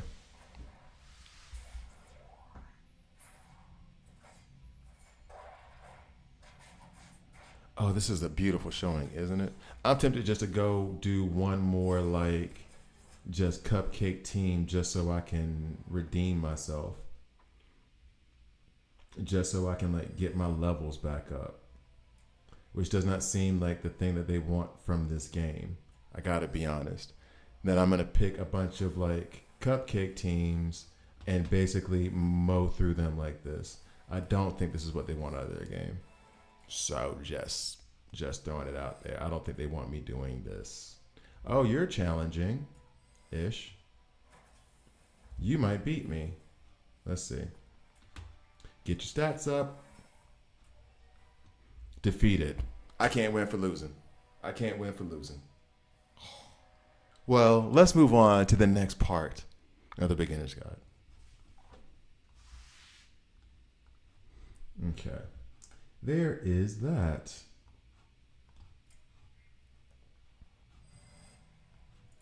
Okay. So we did Elite Arena. We did Arena. And actually, maybe I will just cover briefly everything here. And then do team ups. Crisis, watch. We do this differently.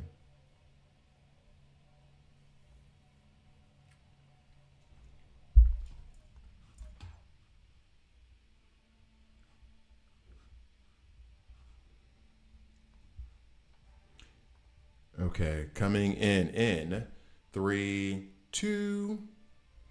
In this part of the video, and forgive, it's haphazard, but let's change that. And 3, 2. In this part of the beginner's guide, I'm going to give you a quick, brief overview of the multiverse, because when you start, you're not going to see all of these globes. They get unlocked at different sections of the game as you go through. Convergence. Convergence is a place that you're going to have to do fairly often in the beginning, and you're going to want to check into it every day. Now, not all of these areas are going to be open at the same time or every day. You have here where you can earn titanium. Titanium is used to rank up your characters when you hit that certain threshold. So that threshold is, I think it's like 20, 40, 60, 80. When it, like, as it goes up, you'll rank up your characters, you'll reach that certain threshold, and you'll need titanium to rank them up above that. This is where one of the places where you can get titanium is only open on Mondays and Saturdays, though. You can get rare and elite, if I'm not mistaken. It won't let me get in right now. And elite character frags. These frags you can use to rank up your characters, but let's be real. If you're getting them for rare and elites, use them to rank up your epics and your legendaries. Don't worry, you'll pull plenty of elites, you'll pull plenty of rares, and honestly, you'll pull a lot of them and not use 95% of them. I have 4 elites that I have up to rank 8, and I have them there because I like them. I'm not using them a whole lot. Let's just be real about it. So these resources are used a lot for ranking up your characters. These are and I don't even know what they're called, to be quite frank with you. I don't know what their actual name is. I can go look them up real quick. I feel bad about it. I feel bad not knowing what they're actually called. Are they even here? Do I even have them here? Let's go. It's used to rank up your character's gear, to strengthen their gear. Equipment level required. It doesn't even tell you the name of them, but this is used to rank up the gear on your characters, which is very, very, very important. So this is where you get it from in Metropolis. Next, in Star City, these are used to rank up your reinforcements. This is inordinately important because with your reinforcements, which we'll explain later on in the video, or maybe we explained it before. I don't know what order I'm putting this in. Ranking up your reinforcements, I don't like the system that they use for it. However, as you start to unlock more reinforcements, in order for you to be able to unlock that reinforcement, you get the actual item you need to unlock it, but you need that item plus a previous reinforcement to be at a certain level. So this becomes very, very important when you're trying to rank up your reinforcements. I'll show it briefly. But for example, here, I want to unlock this one, the Throne of Kondak. I hope I said that correctly. But in order to unlock it, I need to have my double T, the tiger, Tawny Tonky. Sure, let's say that's the name. Up to level 160. I don't like that. That sucks. I have the item. Let me unlock it. But no, they want you to do that. And the same thing was for Tawny. Sure, double T. Same thing was that. I had to have this one up to rank 105 before I could unlock double T. It is what it is. And I think I had to have this actually ranked level 90 before I could unlock this one. So this becomes incredibly important because you're going to use these resources to rank up your reinforcements. You also get them from Elseworld and other places that can be described later. But yeah, this becomes important. This is where you can get XP. Everybody needs XP, right? And that's just so you can rank up your characters all on their own from Fawcett City. So Central City is using hero characters so you can build your best heroes team Monday through Saturday. The Keystone City, which is where you're getting your character frags, that's a villain team, Tuesday, Saturday. This is the red trait, the mighty trait.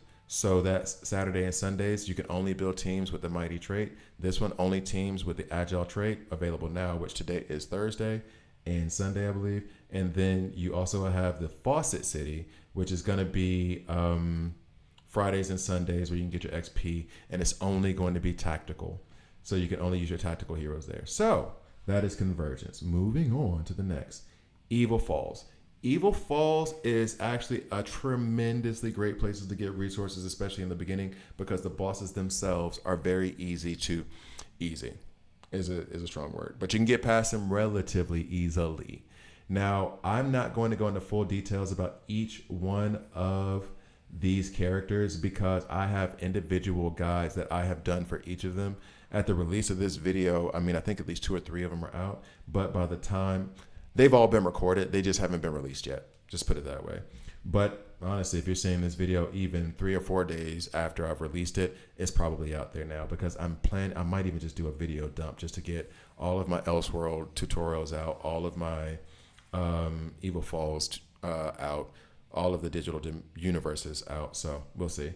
But here is basically you're going to go up against, and I will do it with Ultraman really quickly. You're going to go up against one massive boss.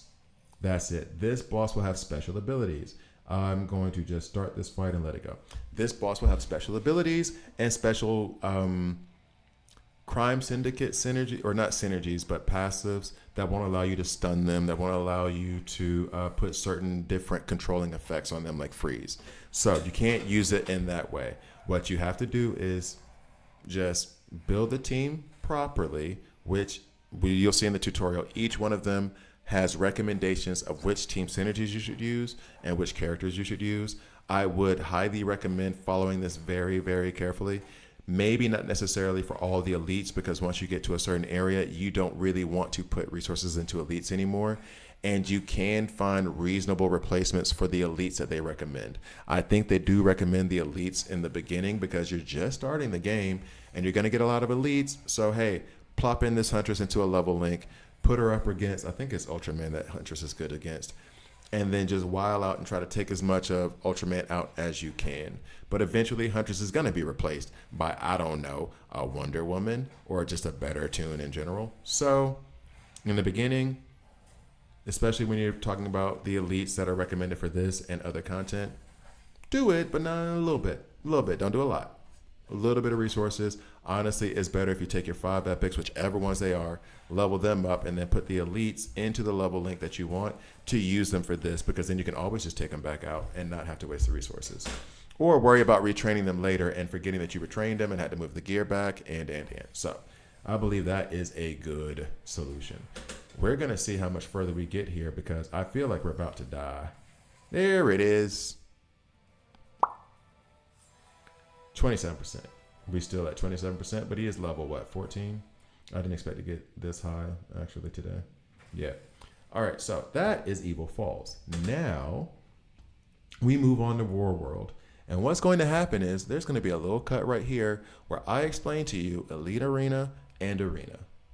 Be right back. And 3, 2, gotta be honest, I really, really wished Arena went a little bit better. Now,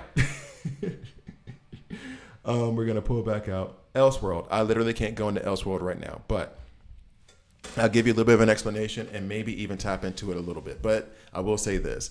I have an entire playlist of every single Elseworld that they have. Elseworld is basically themed on the 7 deadly sins, and you do get a credit that can be used in the Elseworld shop, which I will go over I have gone over the shop in a different portion of this video, but these credits here, the remnants of the 7 deadly sins, I think is what it's called. Yeah. Can be used to purchase these items here. I mostly use them for chests, to be quite frank. I don't even use them for the vehicle reinforcements. And all these epic characters that you can buy from it, I pull those anyway, so it's not really a chance. I just do use this whenever I need to rank up. Now, in Elseworld, this is the area where the level of the characters go up with the level of your tunes. However, the difficulty of the characters that you're facing also is in line with your roster, but they're giving you all the characters. Now, I say all the characters in the sense of you're not using your own roster in Elseworld. You're using a roster that is provided to you, and they have all the characters are going to be at rank 7 or rank 6 or rank 8 or whatever is necessary. And then you're going to go through it's a roguelike system where you're going through and you're deciding which path you want to take, if you want to recruit another character, and then after you've beaten a certain node, you're going to get one of the buffs to help your team keep progressing through the game mode.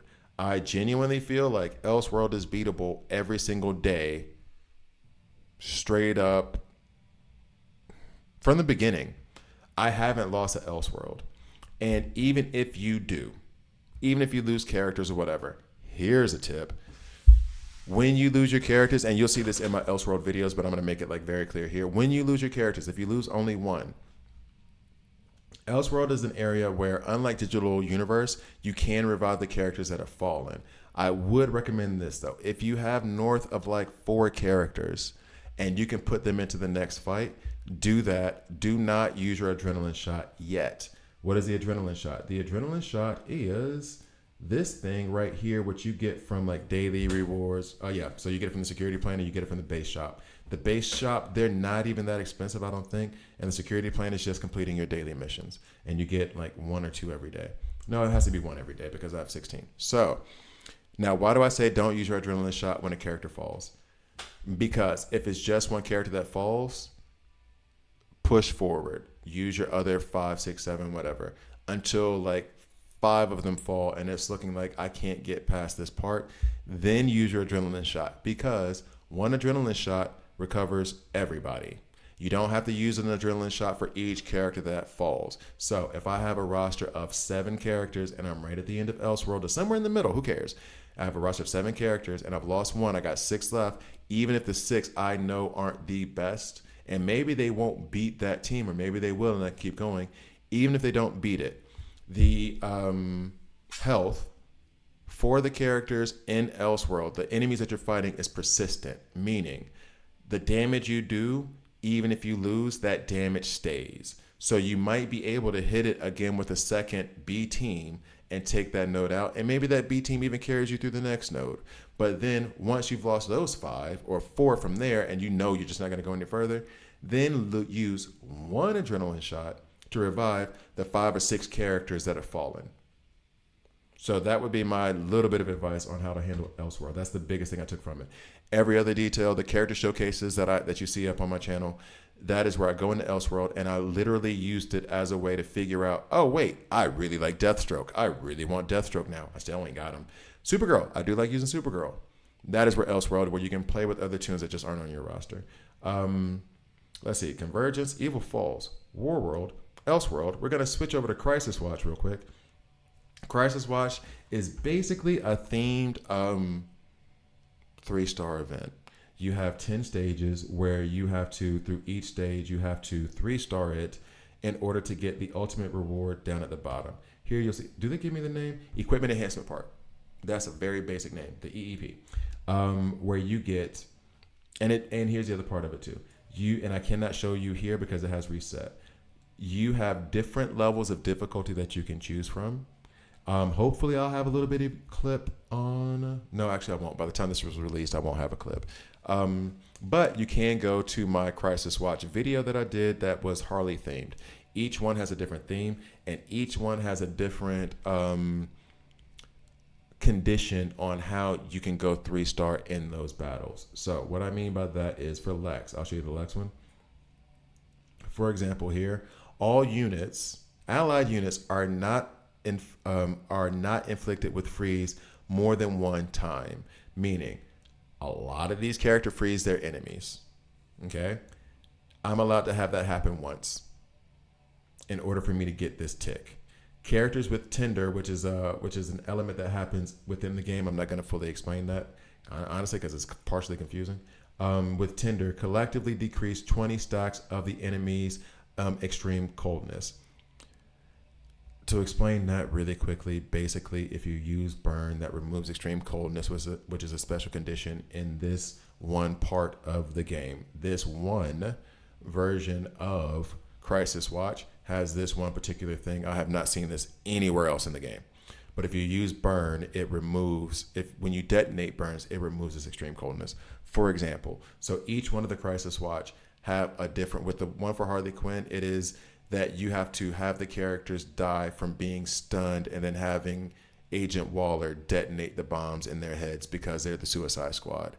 Agent Waller does not want them to be stunned. If you stun them 2 or 3 times, then she gets upset and detonates and kills them herself.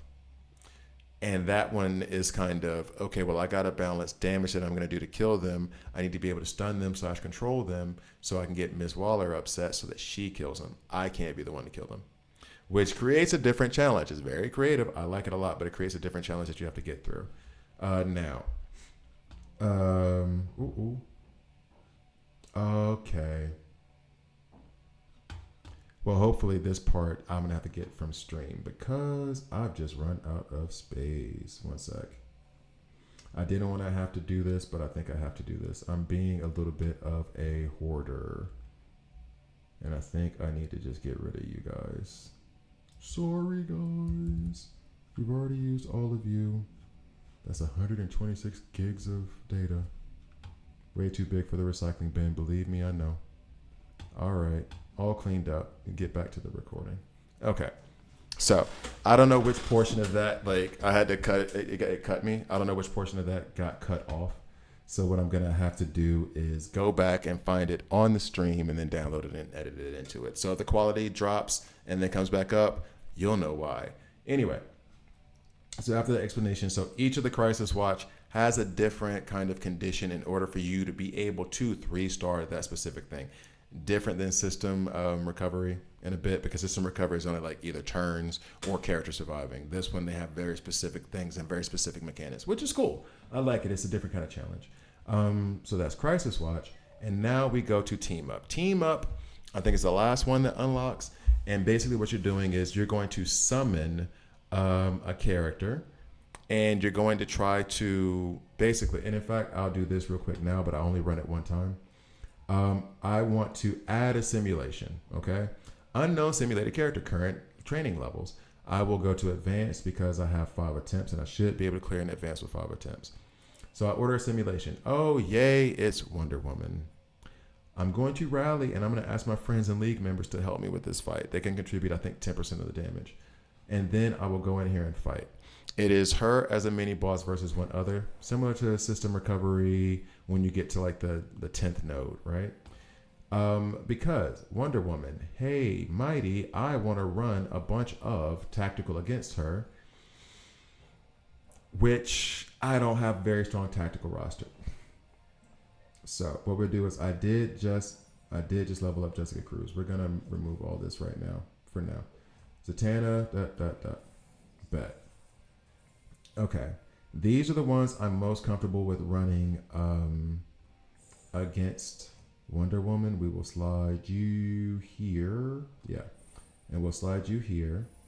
And now I will go to my Mighty because Mighty has a neutral affinity matchup against them, and I'll put in my Superman and my Wonder Woman. And let's hope that they do a whole lot of damage. I don't know that I necessarily need Lex, but Lex does do a lot of call assists, so that's not exactly a bad thing. She dispels. I'm not too worried about damage. Maybe I should be, but I'm not. She dispels a lot of their debuffs, and then we will change this to, let's do some heals, because Zatanna's lifesteal is not doing what it used to. Bet. And then we go. It looks like they're only 391, so maybe this isn't going to be as bad as I thought. You always have to do the first battle, but then after that, you can just basically skip the battle and just keep going and going and going until you finish. So yeah, I'll show you guys that now.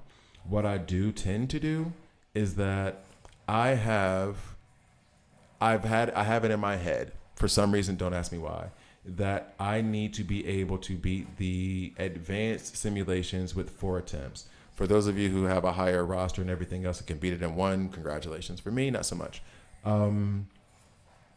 So I feel like I should get 20 to 25% per attack. And I'll do the math in my head. And if I'm at 25% or 20, then I'll keep it pushing, maybe move the ultimate order a little bit. But if I'm only getting like 10%, then I definitely need to change the order, maybe even put in some different characters to get more damage out there. Right now, we are at turn 4, and Wonder Woman has lost approximately 12% of her damage, or of her HP, which not a fan of. I would love for that number to triple. That'd be fun. I will say this too, and this is maybe me figuring something out. The burn attack detonation is kind of underrated, or at least I've underrated it. That stuff does damage. That does some real damage. All right, Wonder Woman, we would love for your AoE attack, please. And actually, here's the thing. I might be doing something flawed where I'm using Wonder Woman's ultimate attack. Might have been better to put Batman in here and do the single target damage since this is a mini boss. That might have been the better play. And I may do that next. But when I do it next, I'll be able to just skip the battle. And Superman put down the burns, but he's not going to burn twice. That's the other problem. Is Jessica Cruz hitting pretty hard right now? Let me see Jessica Cruz do it again. Because I did just rank her up. I want to be sure that 51,000 ain't nothing to sneeze at. So we got right around like 21% damage. 13? I was way off. Oh, because they're counting Zatanna as well. Okay. So I don't like that. I want that to be better. I can go back in. I can come over here. I can replace Wonder Woman with Batman, for example, which I don't think is actually going to have a positive effect, but why not? Let's just do stuff. Put him up at the front. I don't feel like Lex actually did anything. Maybe I end up doing this and regretting it terribly, but I kind of want to put Wonder Woman instead of Lex, and I kind of want to put her up here. Kinda. We do skip battle, and we see. I had 13%. Let's see if I get a higher percent now. Where we at? Got 10%, so it went down, actually. Went down. And I'm not singing that song, even though, shout out BA, going down. I said I wasn't going to sing it. Okay, so, be your number one with a bullet. Okay, we'll stop. The lyrics of that song made no damn sense. Anyway, all right. So, let's see where we at. We want to have a tactical that goes into. Let's see, you, Jessica Cruz, then Starfire, because I said that whole burn fire thing good. Let's see if we can exploit that a little bit.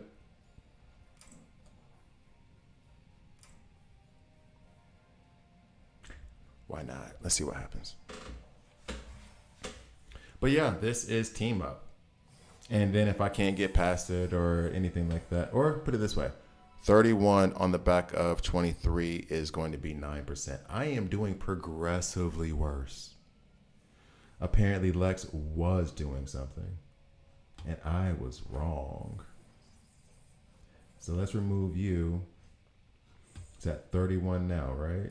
Let's remove you. Let's put Lex back in. We'll just put his shields way back there at the back, but maybe his call assist was doing work for us. Who knows? Let's see. I don't think I'm going to be able to do this in 4, guys. I don't see it happening. It's just getting worse. Now it's 10%. It's just not happening. Boo. But we'll go at it again later. So, who else can I go against Wonder Woman with? Oh, no. Oh, no. Let's see if I do this. Last attack. And let's see if this is an improvement.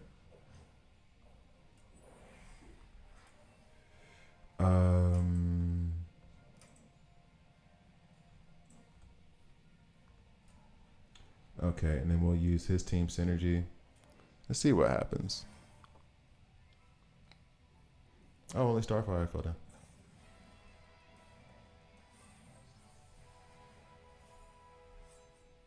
$62. There's a team I needed to use the whole time. All along, that was a team I needed to use.